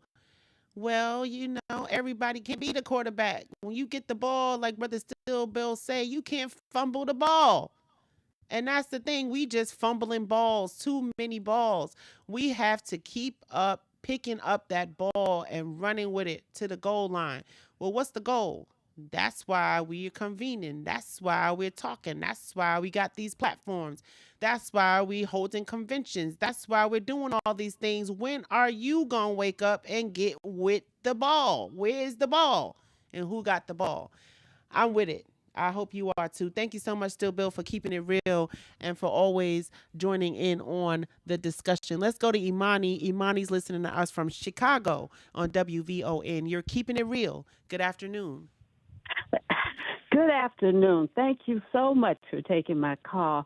I wanted to let the audience know, that the listening audience know, that there is a great video. A lot of these people are figuring out what happened in 2024. I mean, in this 2024 election. And she won. Kamala won. Trump did not win. And there's an excellent video called Vigilantes, and I'm going to spell it for you. V as in Victor, I. G as in George, I. L as in Larry, A. N as in Norman, T as in Thomas, E, S. Vigilantes, Inc., INC, period. That movie is executive directed by Martin Sheen, and it tells you how Trump had 40,000 vigilantes, MAGA people, who used a law and a system used by the Ku Klux Klan in 1946 to keep black people from voting, and they used the same thing in 2024 to keep blacks, Latinos, and Asians from voting. And this one woman this one woman was, and all they had to do was to bring the list to the voting place, and one woman challenged, and they just had to say, "I'm challenging these names." One woman challenged 40,000 names, and they just picked those names off the board. So just see that video of how Trump did it, and they were supposed to challenge and to kick off 8 million votes, which they did a job. He had 40,000 MAGA volunteers do that. This was something that the Ku Klux Klan used. And also there are two other agencies that are now looking at Georgia's votes at Clark County because they find a lot of things funny, and they say the votes were suppressed. The voters did come out and vote, but the numbers were suppressed, and there was a way that the total was able to be suppressed before it was sent in to be counted for the state. So but look at that Vigilantes Inc. What I spelled out for you. Yeah. And what platform was that on? What platform? Well, I just saw that online. I just put in Vigilantes Inc. in Google, and it came up. All right. Well, we got to check that out. Yeah. I think we need to check that out. But and thank you so much, Imani, for enlightening us about that and about the information that you shared. Many people don't really see. We talk about voter fraud and voter suppression and how we've literally been seeing across the board for many years now. Things that have been coming out. Laws, sanctions, all types of things around trying to suppress the vote, whether we're talking about, those who physically go and cast their ballots, where, they have been in many states, impairing people from, who stand outside in the line, impairing people to not being able to pass out food and water, for those that are standing in line, those who want to cast their ballots in absentee, there's a critical process that people know. So there have been many ways that we have seen, and the information has been out there. Like we've been able to see that, test that as we're dealing with elections from midterm to local to national. We've seen that across the board, but it is important for us to acknowledge when these factors, persist and identify exactly what that looks like. So it's like you are saying now, we can actually go to a film and actually see like somebody actually crafted, documentation that's published in the media that shows us, well, this is how he did it. This is what it looks like. This is what voter suppression looks like. And for us to be able to say, oh yeah, I'll check that out and entertain myself for the evening. I think, it does say something to where we are and who we are. But it also does couple with the fact that we've been talking about this for a long time. It's like, how many conversations do we have to have? We're telling you, literally, they're showing us, yes, they're suppressing your vote. Yes, that is possible. That is happening. So again, I just don't understand, it's like, we got to have, Martin Sheen, thank you for doing that, but it's like, we've been talking about these things on these platforms and many others for a very long time about what is happening with our vote and how important our votes matter and how important it is for us to exercise our rights. If we are talking about how, we're talking about dismantling the whole education department. We're talking about, dealing with the eradication of healthcare and dealing with, so many things. But how can who fought? Our ancestors, our grandfathers and grandmothers fought and died. Many shed blood for our right to vote. So how can we not take that as serious as we can in this moment, in this climate, when we got all these issues that we worried about, and we got all these frustrations, and we got all these things that we got to deal with, but we can't really see the importance of what it takes and how effective our votes are. That's what I don't understand. Thank you so much, Imani, for sharing that with us. Let's talk with Chris, who's listening to us from Brooklyn. Chris, you're keeping it real. Good afternoon. Good afternoon. How you doing? Listen, I will make a statement. I got a question. Now, the question is first, with this, I understand Trump is giving out stimulus money and will that get black folks to change their mind about him. Trump did give us stimulus money. Well, I read about it on social media. He might be trying to give us some stimulus. Oh, that's a lie, huh? Not true. That actually was sanctioned before Trump got in office. It happened to be carried out while he was the president, but he did not sanction to give us stimulus checks. I read something recently. Okay, next thing I like to say. The biggest problem with black folk is the black conservatives, so-called conservatives. I think they're the enemy of black people, and we should just act like they don't exist. Jesse Lee Peterson, Candace Owens, people like that ilk. We should cut them off, leave them alone. They're more bigger enemy to us than the Ku Klux Klan. Yeah. Actually, there's no such thing as black conservatism. Maybe you could tell me what that is. Black conservatism? Yeah, I have no idea. I asked. Well, there are people who are of color, who are of African descent, who believe in the motto of the Republican Party and what they stand for. I'm not one of those people, but I certainly know that they exist. And to me, I don't even understand the conversation. I don't understand how someone whose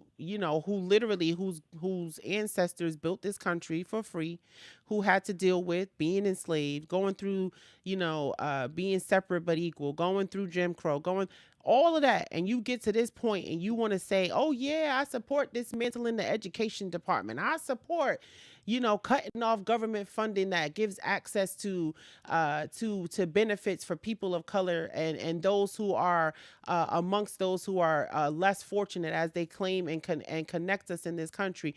Yeah, for you to sit there, I don't know. I don't necessarily want to claim you as my people, just as much as you don't want to claim yourself as being one of us. You could stay over there with them. If that's how you feel. I'm not too, quick to say, yep, you one of us. I'm good. Where you are, stay over there. As far as I'm concerned, that's not conservatism. That's coolism. Well, yeah, I mean, that's what you want to say, but, for whatever label you call it, I think is ignorant. And I think whatever label you want to put on it, I don't think that it's serving us in our best interest. And I think it's pretty ignorant to stand on the side of somebody who is stand on the side of not somebody, but the bodies who are trying to literally take access and opportunities away from people, no matter who they are. I don't agree with that. Thank you for your call, brother. I hear that music. We're going to take this break. Rev is going to be joining us when we come back. But it's been a pleasure. Dominique Sharpton sitting in for the Rev. And we are taking your calls across the country. You can join in on the conversation. Call us at 1-877-532-5797. And we'll be back with more of Keeping It Real with Sharpton. We'll be right back. Hi, this is Reverend Al Sharpton. Be ready for the National Action Network's National Convention, April 2nd through the 5th, 2025, in New York at the Sharpton. This year, and the 57th anniversary of the assassination of Dr. King, they're trying to take back everything he stood and died for. We convene every year in April to make sure they know that they killed the dreamer, not the dream. We have workshops on everything from business development to dealing with our legal needs, from police reform all the way to how we deal with sentencing, how we deal with immigration, how we deal with the arts and entertainment. We have big names that come every year, but don't come for the big names, come for the big plans and the big execution. Register now, because with this year, as we are under assault with DEI, under assault with ending the Civil Rights Division of the Justice Department under assault, where now consent decrees and all are neutralized. If there ever was a time that you should come to a National Action Network convention, now's the time. We don't need a lot of philosophizing. We don't need a lot of showing how smart you are. We need action. We plan action, and then we go and do action. I'm looking for you. Go to www.nationalactionnetwork.net. We have no registration fee. You don't pay to register. Just get here, and let's get it on. National Action Network Convention, April 2nd through the 5th. I'm going to look for you there.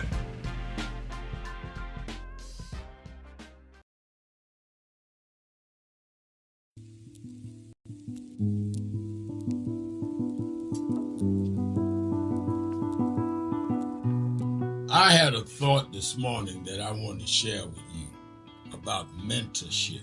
I am able to do a lot of what I do because I had great mentors, but there are correct ways and incorrect ways to mentor people, in my opinion. I was mentored as a boy preacher by Bishop F.D. Washington, one of the great Pentecostal preachers of his time. Then Reverend William Jones, who became my pastor after Bishop Washington died, who was unquestionably in the top 5 black church ministers, theologians. Reverend Jesse Jackson, who I started my activism under his leadership, he and Reverend Jones. And I learned politics directly as a youth director from Shirley Chisholm. So even though I didn't finish college, I had the most unique education in the world from being exposed to giants. But the one thing I learned is as I grew older and people started coming younger than me and wanted me to teach and mentor them, the magic of the mentors I had is they did not want me to be their clone. They wanted me to learn things from them and use my own gifts and talents in my own unique way and let me do things on my own, because they knew that if I flopped in some things, it would teach me for the other things. They'll come and help me once I was down, but they were not going to have me avoid being down. And they were not going to impose themselves on me. Why am I saying that? Because too many mentors want clones, and too many mentees want their mentors to put them on a pedestal. Oh, so-and-so didn't do this for me. Oh, so-and-so didn't open doors for me. If they got to open doors for you, it may mean that they knew you weren't ready to go through those doors. Their job is to prepare you. Your job is to develop your own skills, your own unique ways. And I don't care if it's my daughters, who both have come into their home, or anyone else. I'm not a talent agent. I did not form National Action Network to give people their step up. I formed it to fight for justice for everybody. If talented people get in, it's my job to invest and give them a platform. It's their job to get on the platform and perform and show their ability. Sitting with me today in the office as I talk about is one of my mentees, Reverend Stephen Marshall. Now, Stephen, you just came around us when you were how old? 11 years old. 11 years old. You just turned 40 and now you're called to the ministry? Yes, sir. And what do you do in National Action Network? I formulate policies, lead in various regions, but most importantly, I senior advisor to you on all things from social justice strategies, politics, intergovernmental affairs, you name it, community organizing, all of that stuff. And I could go through scores of others. My daughter started Huddle. They got Huddles now, which is for young people to meet once a week all over the country. I just saw the video from the Las Vegas National Action Network chapter. Now, when you decided to preach, did I ever tell you to become a preacher? Not one time. Who called you to preach? The Lord. All right. And did I say go to this school or that school? No, sir. Did I open this door, that door? Did I tell you be ready when the doors open? Always be ready and prepared. And that's what I'm saying. Get you some young people than you that you can help along the way. But don't be their talent agent. Their talent must speak for themselves. And anybody that grumbles with you about so-and-so didn't do something for them, maybe it's because they didn't feel you were ready, or that they felt if they did it, you wouldn't do it on your own. But we all don't live forever. I want the next generation to speak of me of National Action Network and others, the way I speak of Reverend Jones and Bishop Washington and Shirley Chisholm and Reverend Jackson. But I just don't want young people to feel that somebody ought to give them the reins of leadership or give them the reins of business or whatever it is you're in. You need to learn from their journey, get the pearls of wisdom from them, but don't have them do for you, because then it means you can't do it for yourself.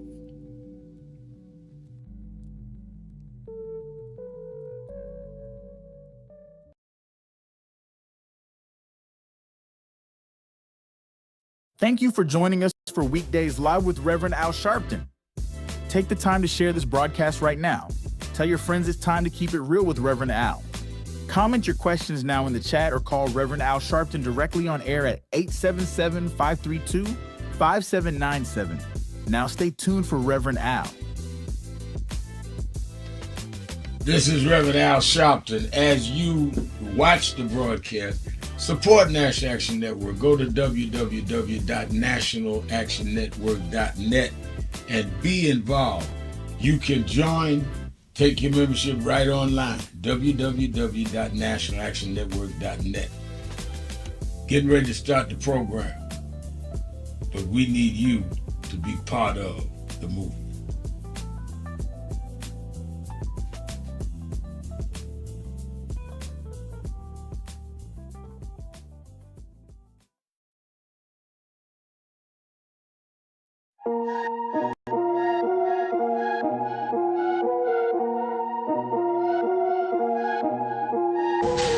The more you grind, the more you realize that people look and behave exactly like the choices they make every day.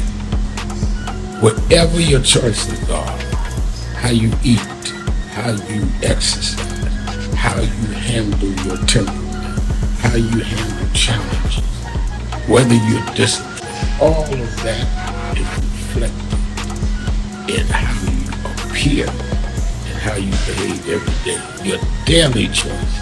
That's why no matter where I am and no matter how much I have to do, I stay on my grind, working out, watching my diet, and trying to deal with my temperament, because my behavior is a reflection of my choices that I make every day. And I don't worry about people being in opposition. People that oppose you are the ones that believe in your power and your potential more than anything.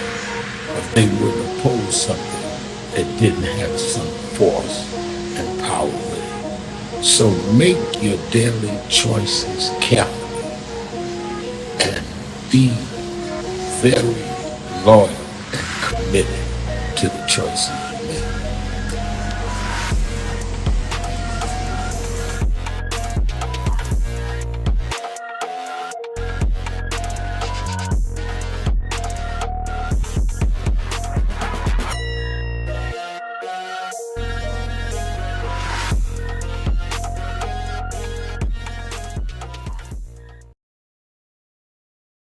Thank you for joining us for Weekdays Live with Reverend Al Sharpton. Take the time to share this broadcast right now. Tell your friends it's time to keep it real with Reverend Al. Comment your questions now in the chat or call Reverend Al Sharpton directly on air at 877-532-5797. Now stay tuned for Reverend Al.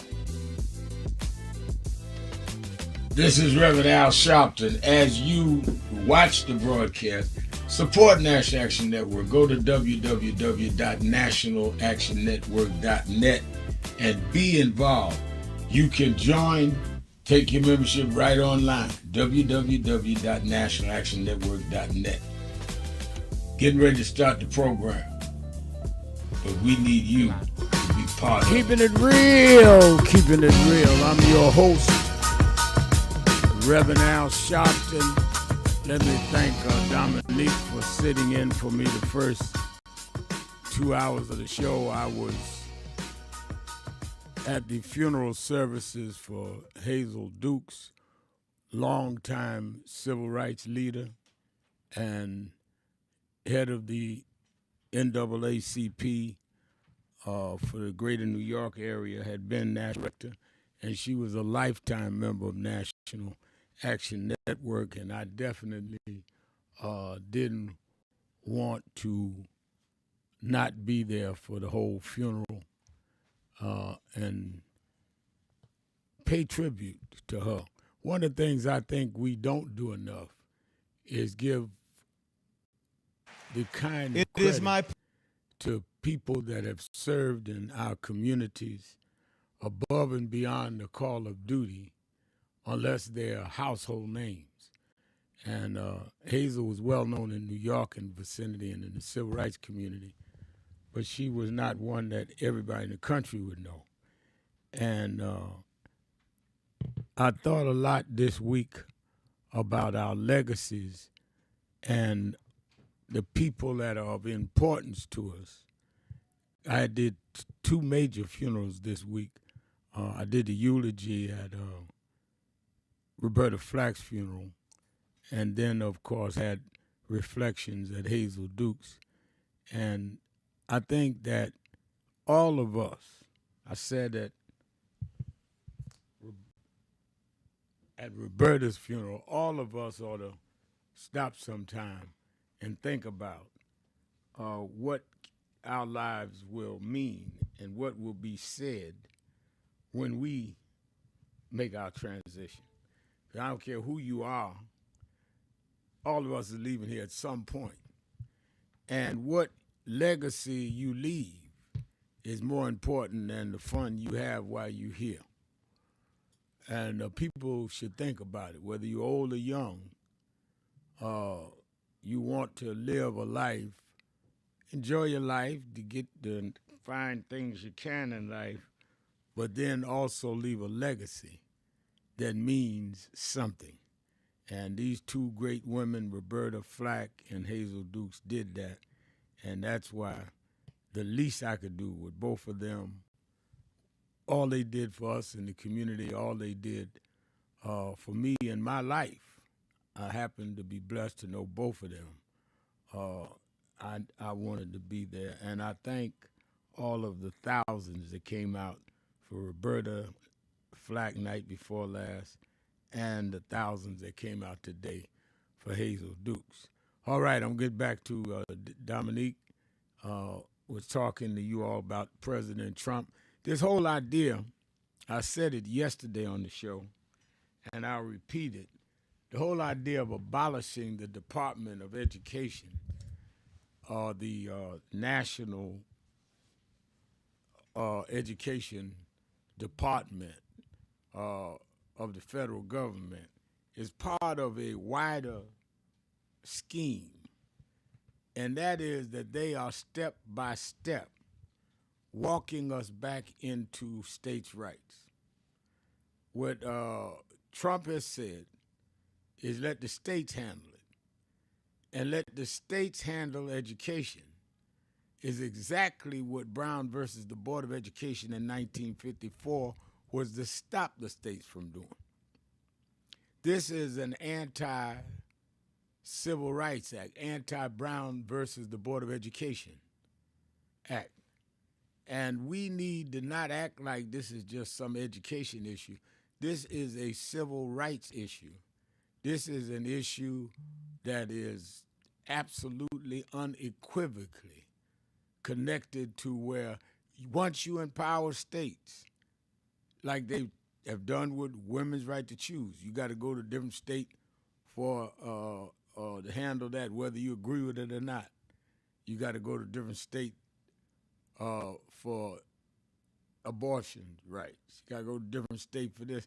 Once they get back into that, they will start limiting states like they did in the days of Jim Crow.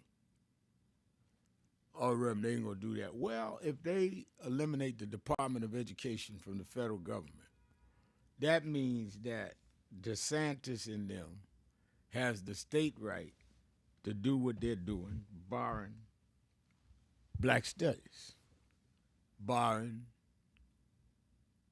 dealing with DEI. If the federal government stays in charge, it will supersede state laws unless you have eradicated those departments and there's nothing for the feds to come in on if you win the next election or if you take over the Congress next year. So this is more than just Trump talking. This is a long-term attempt to turn back the clock to states' rights. All right, let me take some calls. 1-877-532-5797. 1-877-532-5797. Let's go to Lola in Philadelphia, Pennsylvania, WURD Word. Reverend Al, how you doing? I'm doing well. How are you?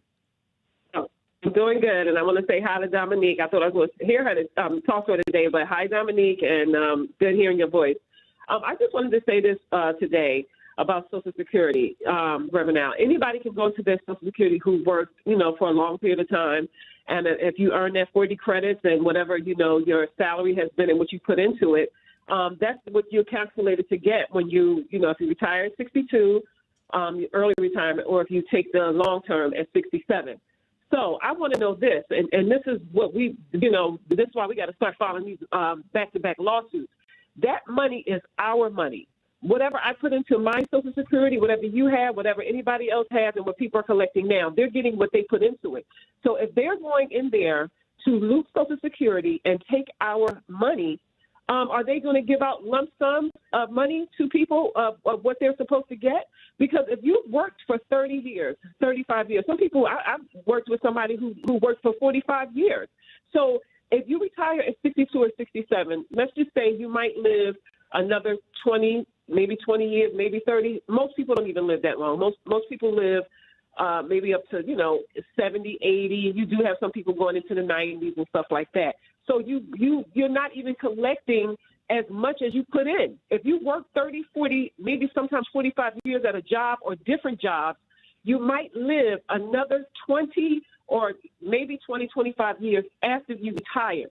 So you still left money in the pot. You have some people who don't even make it to retirement and put a lot of money in. You hear about deaths every day, people dying young, 55, 65 years old, or people retiring and then die the next week or something like that. So there's an excess of money in there, and there's also money in there that's our money that we paid into it. And so what they're doing is again, like I said yesterday, it's looting the government systems that are there for Americans, but also taking away our hard-earned money. That is our money. So in essence, he's robbing and stealing Americans' money. And there needs to be, the lawyers, I've talked to some people, they have to get on this because you cannot take something. It's like going to a bank and robbing it. What he's doing is illegal, and it has to be stopped, Reverend Al. There has to be a lawsuit to stop this. You can't take somebody's money that's already been put in there. So are they going to start writing $200,000 checks for a $500 or $600 or $1 million checks for people who put so much money in and they need that money to live off of? These people are absolute robbers, thieves, Reverend Al. You hear what I'm saying, Reverend Al? Not only do I hear it, now that I hear it, I didn't mean it like that, Reverend Al. I didn't mean it. No, but I'm just saying this is what I was saying yesterday when I said that the insult to our intelligence was Elon Musk saying that this is a Ponzi scheme. No Ponzi scheme when you're talking about our money. This was an investment that we put in for us. And now you're going to come and wipe that out. As you said it right. I mean, this is an absolute outrage. I do know that several groups, and National Action Network is working with them, is absolutely dealing with lawsuits on this. This is not only illegal, it is criminal as far as I'm concerned. But thank you for your call and your passion on this. Let me go to Roy in Texas. Roy? Good afternoon, Reverend Sharpton. Thank you for accepting my call, Rev. I thought one of the most beautiful things, Rev. God sure is good. It's a brother in Africa, Rev. He's an inventor, Rev. He invented cars, homes, most anything that use gas or electricity. We don't need to use it no more, Rev. And he came to USA in 2017. He got poisoned. they poisoned him. But thank God he didn't die. But now he got to have protection around him, so that no one would try to kill him because of his invention. But I hope these cars could come here. You can drive the car around all day long, and then we park at home, energize your home to where you don't need electricity. It energizes your home. It's a beautiful creation, and he's uneducated. But he loves electronic parts, and it will come out. You can go to YouTube. I don't know what happened in 2017 to try to kill him, Rev. But one thing I say, man, whoever did that, I hope that they discover who tried to kill this young man, because his invention is real, and I think it's wrong. But thank God for his idea. Hope he come here in USA to where we don't have to pay, just pennies of nickels for this part. But he talked to Tesla, because they creating all these cars with flying cars with. But his invention, it tops it all, Rev. And you go to YouTube and see it. And they right now in Africa, they're energizing the homes, man. It's energy clean. Oh my God, it's a great invention, Rev. I hope that one day it comes to USA and you be able to see it and it gets out. This is a very creative brother. And all right, well, I'm gonna look forward to seeing that. Okay, thank you, Roy. Let me take my break. We'll be right back. Keeping it real. Sharpton, 1-877-532-5797, 1-877-532-5797. Sharpton, keeping it real. Be right back. Keep it real. Breaking news. The issues, the story. The more you grind, the more you realize that people look and behave exactly like the choices they make every day. Whatever your choices are, how you eat, how you exercise, how you handle your temperament, how you handle challenges, whether you're disciplined, all of that is reflected in how you appear and how you behave every day. Your daily choices. That's why no matter where I am and no matter how much I have to do, I stay on my grind, working out, watching my diet, and trying to deal with my temperament, because my behavior is a reflection of my choices that I make every day. And I don't worry about people being in opposition. People that oppose you are the ones that believe in your power and your potential more than anything. If they would oppose something that didn't have some force and power with it.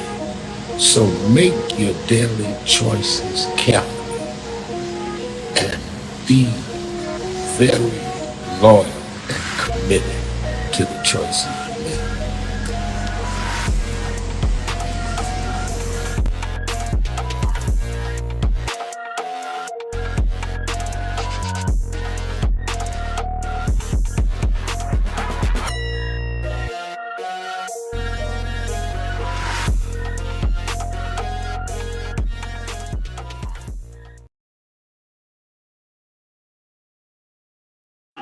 Beyond law, I love you beyond life, and see the ways that God has brought you. Oh, anybody?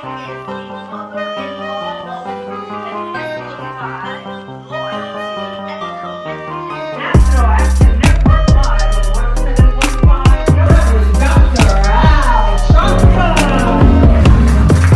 No justice, no peace. What do we want? Justice. What do we want? Justice.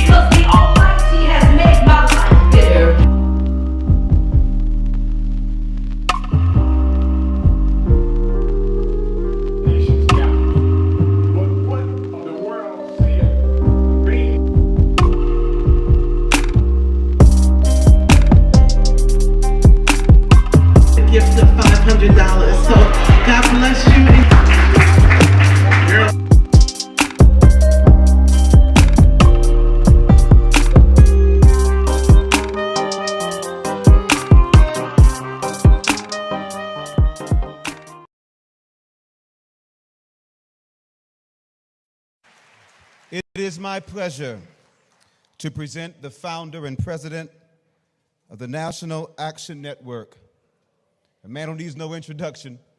It's my pleasure to present my leader, the Reverend Al Sharpton.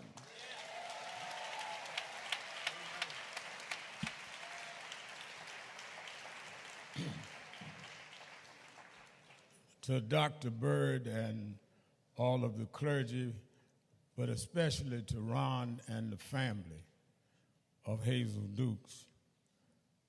I first met Hazel Dukes, I was 13 years old and had been appointed the youth director of the Brooklyn chapter of Operation Breadbasket under Dr. William Jones and Reverend Jesse Jackson.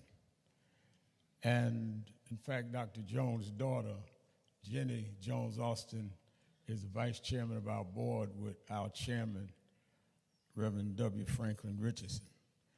And she literally watched me grow up. I thought about it while El Joy was talking. And I can't think of an issue that we fought since then that she was not at the forefront. We've come in an era of microwave activists. That they get heated up and cool off. Every issue, we get a new group of microwave activists who tell all of us to get out the way, and they mad, they ain't gonna take no more till we have to take some more. But some of us, like Hazel, were long distance runners.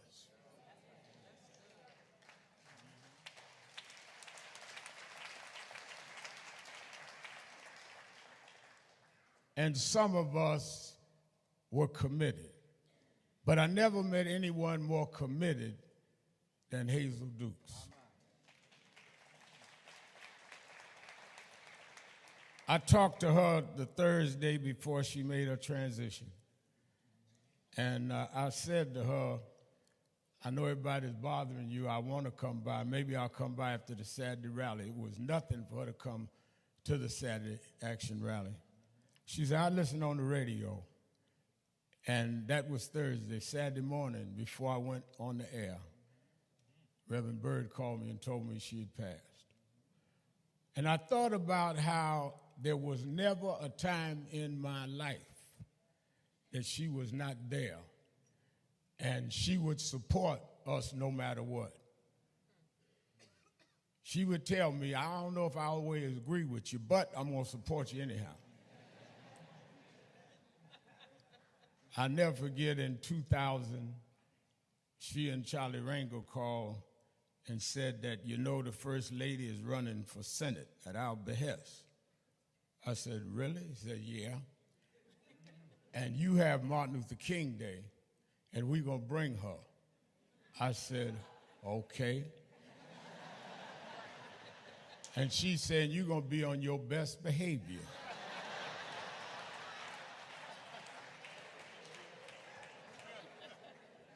I said, well, I'll do that, but at least let me ask you some questions in the office. She said, you can ask all the questions you want after you introduce her and she speaks. The next year, 2001, I heard about they were having problems with a military base in Vieques, Puerto Rico. And some of the Latino brothers and sisters that had marched with us with Diallo were going to jail. So I decided I was going to go to jail with them. And I went and I called Roberto Ramirez and others, and we went down and sat in, got arrested on a Navy base. They brought us to court, Derek Johnson, and judge looked at all of us and called their names, Roberto Ramirez, 30 days. Jose Rivera, 30 days. Adriano Carrion, 30 days. Said, Sharpton, you've been arrested about 30 times. Said, 90 days. So we got in the Fed van. I said, something about this black Puerto Rican, the unity ain't working out.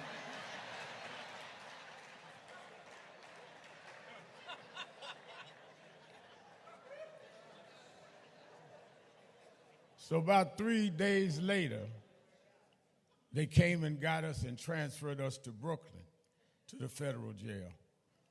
Second or third day, here come Hazel. You know why you're here? I said, yeah. We sat in the Navy base. She said, no, you'd have done your time in Puerto Rico. But that woman that I told you to support, Senator Clinton, got you moved to Brooklyn.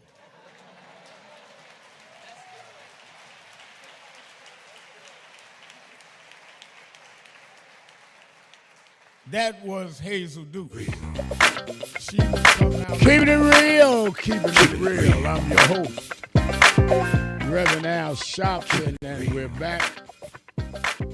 1-877-532-5797, 1-877-532-5797, or you can go into our live stream at www.nationalactionnetwork.net. I see forensic accountant, is that it? He wrote, the real Ponzi scheme is cryptocurrency. They want to drag black folks into it so we can undergird their system of dark money. Yet there is no FDIC, FINRA, or SEC protection when your crypto is hacked. Yeah, that's very interesting. And we need to, I think at the convention, we're going to do a whole workshop with some of the leading businessmen.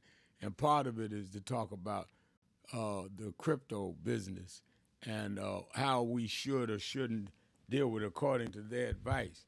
But I think when forensic accountant says there's no FINRA or SEC or FDC guarantees on that, that's a problem. So I can't wait to get to our convention and go through this whole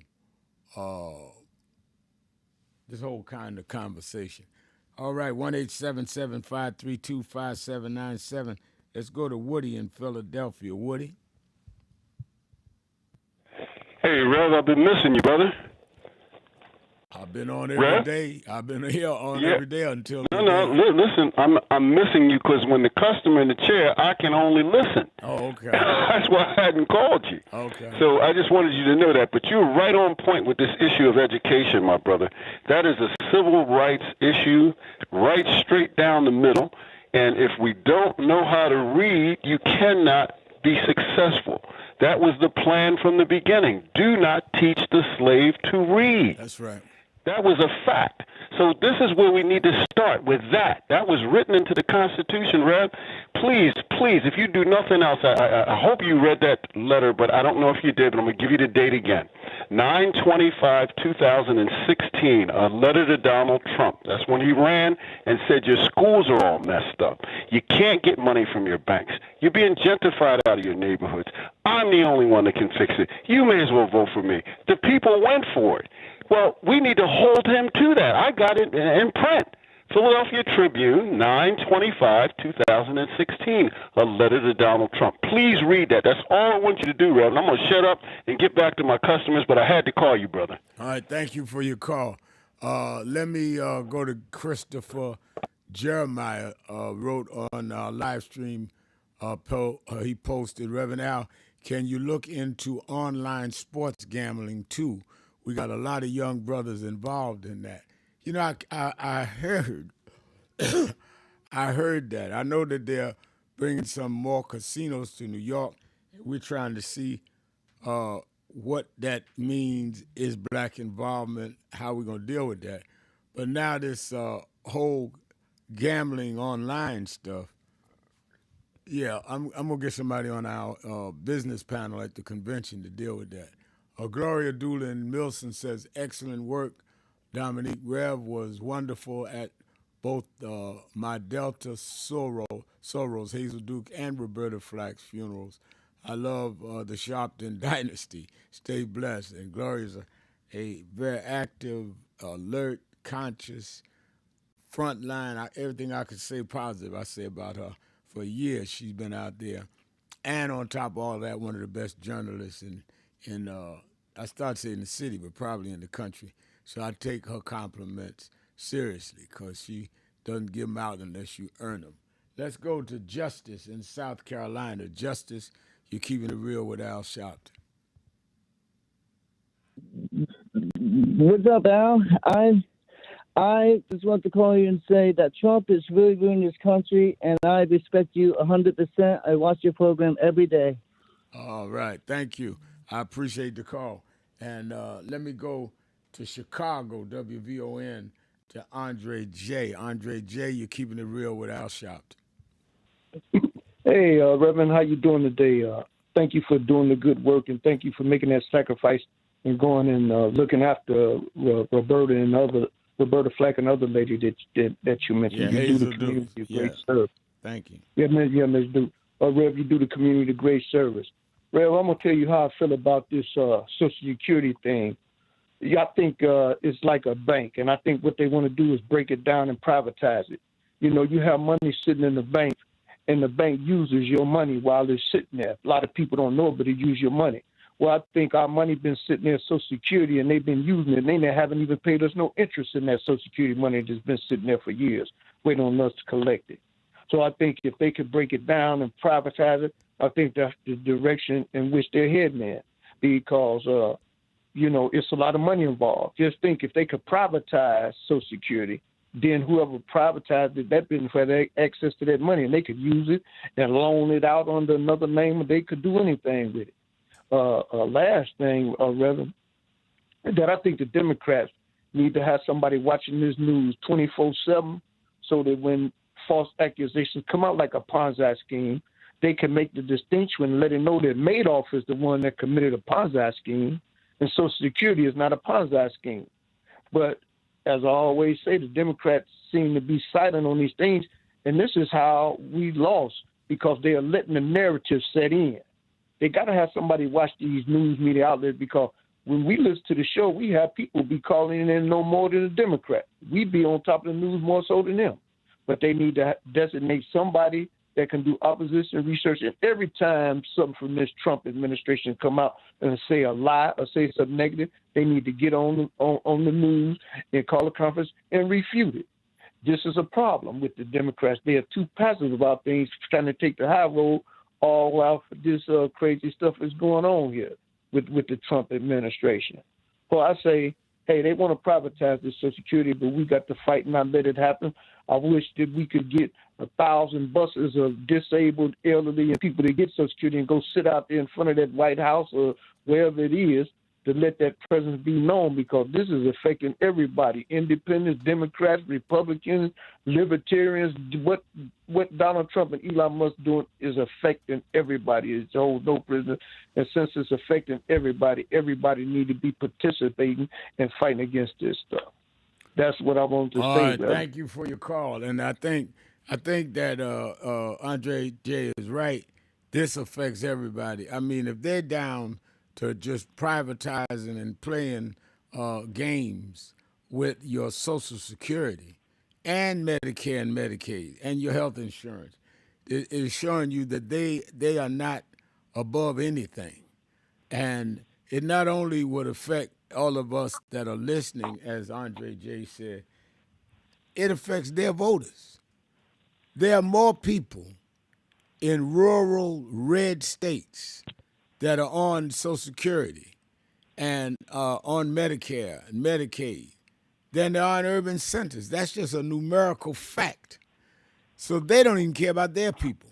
And then talking about the Tesla cars, for the President of the United States to roll up 5 Tesla cars or any car and do a free ad on the news that people have to pay millions of dollars to get that advertising, and he's giving a free ad to Elon Musk, is disgraceful. Talking about, I want the red one, and these cars are great, and he's done so much for the country. That's a free advertising. Can you imagine if Barack Obama had called a black car dealer into the White House and did an ad like that on the South Lawn of the White House? They would have tried to prosecute him for that. It is an absolute disgrace what we are letting this man normalize doing just barnstorming right out of the White House. Let's take a break. I'll be right back. Keeping it real. 1-877-532-5797. Thank you for joining us for Weekdays Live with Reverend Al Sharpton. Take the time to share this broadcast right now. Tell your friends it's time to keep it real with Reverend Al. Comment your questions now in the chat or call Reverend Al Sharpton directly on air at 877-532-5797. Now stay tuned for Reverend Al. This is Reverend Al Sharpton. As you watch the broadcast, support National Action Network. Go to www.nationalactionnetwork.net and be involved. You can join, take your membership right online, www.nationalactionnetwork.net. Getting ready to start the program, but we need you to be part of the movement.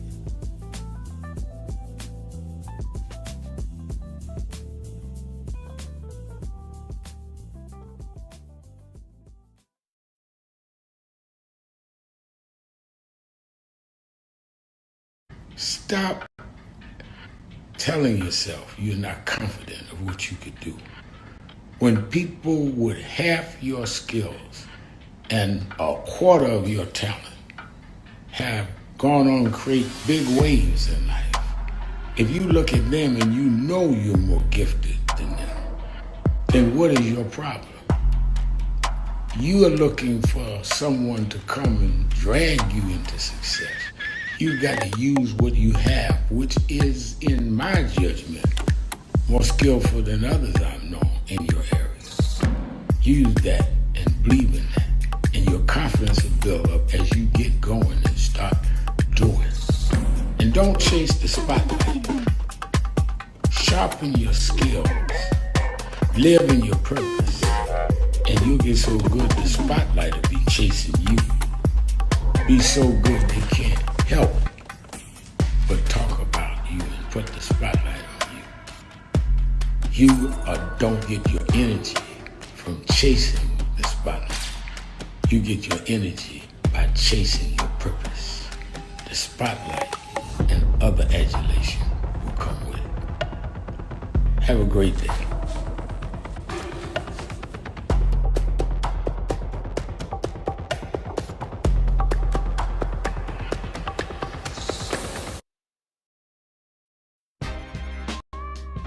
Hi, this is Reverend Al Sharpton. Be ready for the National Action Network's National Convention, April 2nd through the 5th, 2025, in New York at the Sharpton. This year, and the 57th anniversary of the assassination of Dr. King, they're trying to take back everything he stood and died for. We convene every year in April to make sure they know that they killed the dreamer, not the dream. We have workshops on everything from business development to dealing with our legal needs, from police reform all the way to how we deal with sentencing, how we deal with immigration, how we deal with the arts and entertainment. We have big names that come every year, but don't come for the big names, come for the big plans and the big execution. Register now.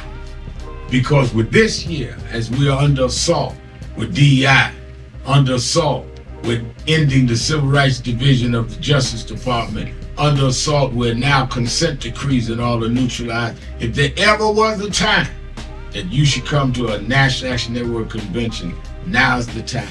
We don't need a lot of philosophizing. We don't need a lot of showing how smart you are. We need action. We plan action and then we go and do action. I'm looking for you. Go to www.nationalactionnetwork.net.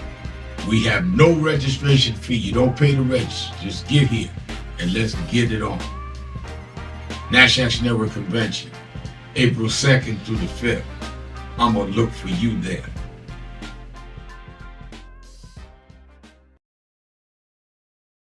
Beyond law, I love you beyond life and see the ways that God has brought you. Oh, anybody?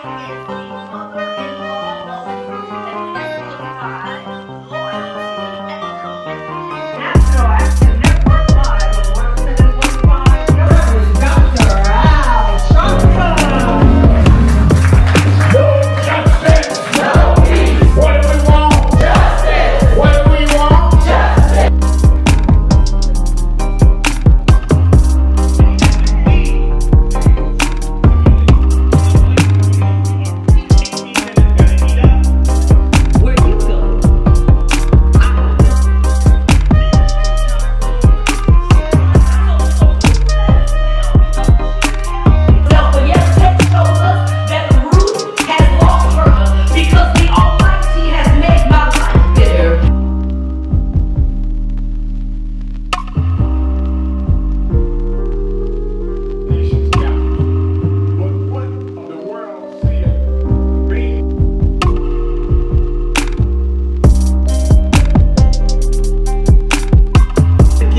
$500. So God bless you.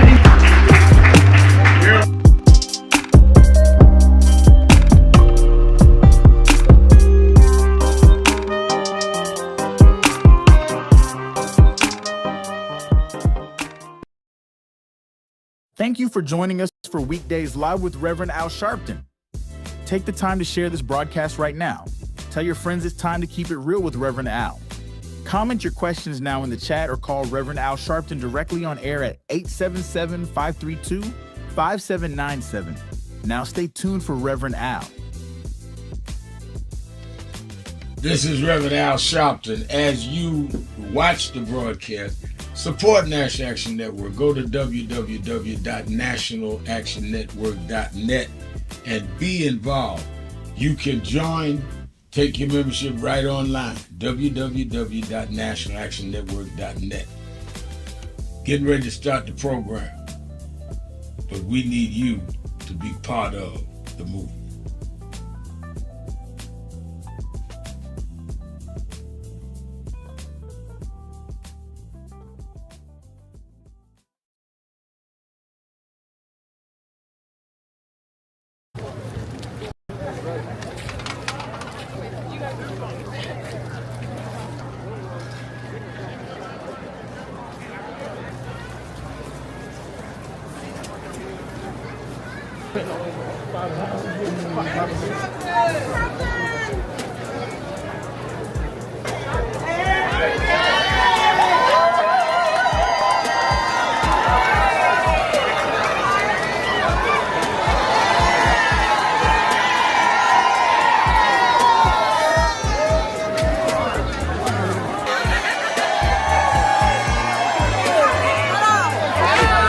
Reverend Al Sharpton. Let me repeat my announcements. Don't forget, Saturday, Sundays, watch Politics Nation with Al Sharpton live at 5 p.m. Eastern Time on MSNBC. And I've already booked some of the members of the Senate and the Congress on this whole stopgap bill, whether they're going to shut down or not, and what it's going to mean to us. I've also booked them on this whole question of privatizing Social Security. People that are in the Senate and in the House, as well as a couple of governors. And I want to break it down to the data on black folks and other people of color and others, period. I want them to tell me the specifics so that I'm not wasting your time or mine watching the show, what this means to us. Please, on Saturday and Sunday, 5 p.m. Eastern Time, please watch Politics Nation with Al Sharpton. And then you that are in the tri-state area, meet me or beat me to the Saturday Action Rally at the House of Justice in Harlem, 145th Street and Lenox Avenue, 9 a.m. to 11 a.m., 9 a.m. to 11 a.m. You owe it to yourself to be at the rallies and get energized and get the information. 145th and Lenox, 9 a.m. to 11 a.m. on Saturday morning. And, of course, the National Action Network Convention. We already have thousands that have signed up. I got some room left. Sign up today. We are 3 weeks from yesterday, our opening day. All of it's free. You need to be there. This is the first big national civil rights gathering of the year, and right in the middle of Trump and what he has proposed to the country. You need to be there. We're going to deal with everything from economics to political empowerment to voting rights to women and our black women fight to our youth department. Among our guests, and I'll release the whole agenda on Friday, but I can tell you now, Attorney Ben Crump will be there in person to do criminal justice panel. Stacey Abrams from Georgia will be there to deal with politics and the future of the American political system and what we need to do. Dr. Michael Eric Dyson will be there, dealing with the black church and also dealing with the future in black academia and what we need to do at our women's luncheon, among others that will be there. Tatiana Ali, who you know from the Fresh Prince of Bel-Air, And our big dinner, we're honoring Patti LaBelle with the Cultural Award, and she'll be there to get the Cultural Award. So make sure you sign in now and come to the National Action Network Convention. If you can't come all 4 days, say I'll be there one day. This is the day I'm coming, so we know what size ballroom to get for each one of these. And we're dealing with criminal justice, we're dealing with environment, we're dealing with all of the concerns of our community, and you need to be in the house. And let me tell you, the other thing that we're doing is we're going to come out of this convention announcing what company that we are going after and possibly boycott. One of the companies that come against DEI, we're going to say, if they don't take it back, we're going to shut them down. And I'm not talking about no 1 day or 30 days. We're going to shut them down until they turn around. Anthony in Cleveland, Ohio, WERE, you're keeping it real with Al Sharpton. Reverend Al, thank you for taking my call. I was just sitting here thinking, I'm calling here from Cleveland, and this guy, man, it reminds me of two grifters and the fleecing of America, and what they're allowing this Elon Musk to do, who's not even from this country. I'm not even going to tell you what should happen. But here's the thing: the Democrats are either they're working on a really good strategy, giving this guy enough room to choke himself, and hopefully we're planning on the biggest midterm assault that we've ever been able to pull off, because the only thing that I think can help us partially even recover from the damage that has already been mitigated or caused is trying to make this guy a lame duck, because he's trying to change the way our country operates historically. And some of the things that he's already done, do you think we can ever recoup and recover?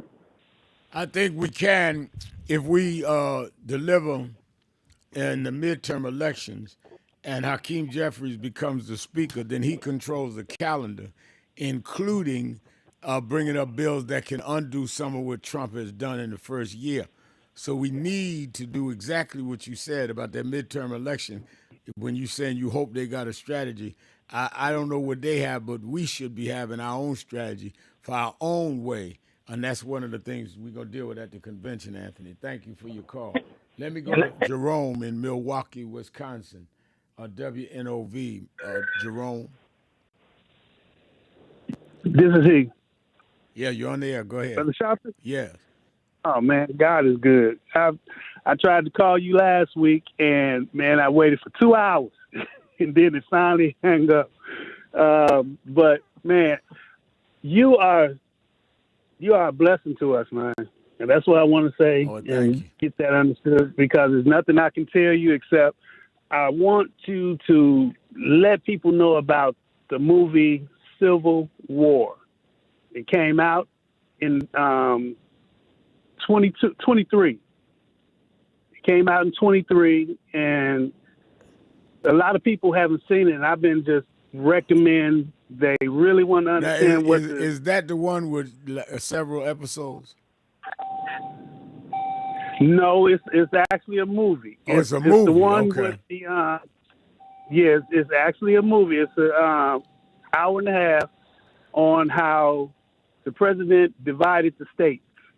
And then he brought in his soldiers, his personal soldiers, and they were trying to get him. So they end up putting a bounty on the president. And everybody has not seen this. And it just tells you where we're going, because it's happening as we speak. Everybody's talking about, we're in the silver. He's making civil wars. He's making things happen. And what it is he's following the same thing. Like the Simpsons ain't wrong either. I'm They're not gonna wrong. I'm gonna pull that movie down. Thank you for that. Thank you. Pull that movie. Thank you for your call, Jerome. Let me go to Al in Rochester. Al. Good afternoon, Rev. Good afternoon. Wanted to just thank you for being an ear and a voice for the downtrodden. And I think I speak for quite many people. I just wanted to make a couple of points. Somebody needs to tell Trump to quit talking out the side of his face. He was against Biden's energy bill, but yet and still his boy makes electric cars. He's all in for him, you know. So the other point I wanted to make in terms of education, if you give a black person the tools to work with, whether it be education, blue collar, white collar, 99.9% of the time, a black person is going to be successful. Everything we fought for, this administration is trying to take it away. Years ago, I had a white guy ask me, well, how'd you get that good paying job and this, that? I guess he was trying to be sarcastic. And you know what I told him, Rip? What'd you tell him? I said, you folks taught us blacks how to read and write. That's how I got it. Ha! I bet you didn't want that answer. I hear the music. I have to go. Call me tomorrow. I'll be on the whole show. Let me thank Dominique Sharpton. Let me thank all of you that called in, listened in, you that called in and couldn't get through, but hung in there anyhow. Remember, whatever you do, wherever you go, however you feel, tell somebody, tell anybody, tell everybody. Reverend Al told you personally, keep it real. Keep it real. Whatever you do, keep it real. I'll talk to you tomorrow.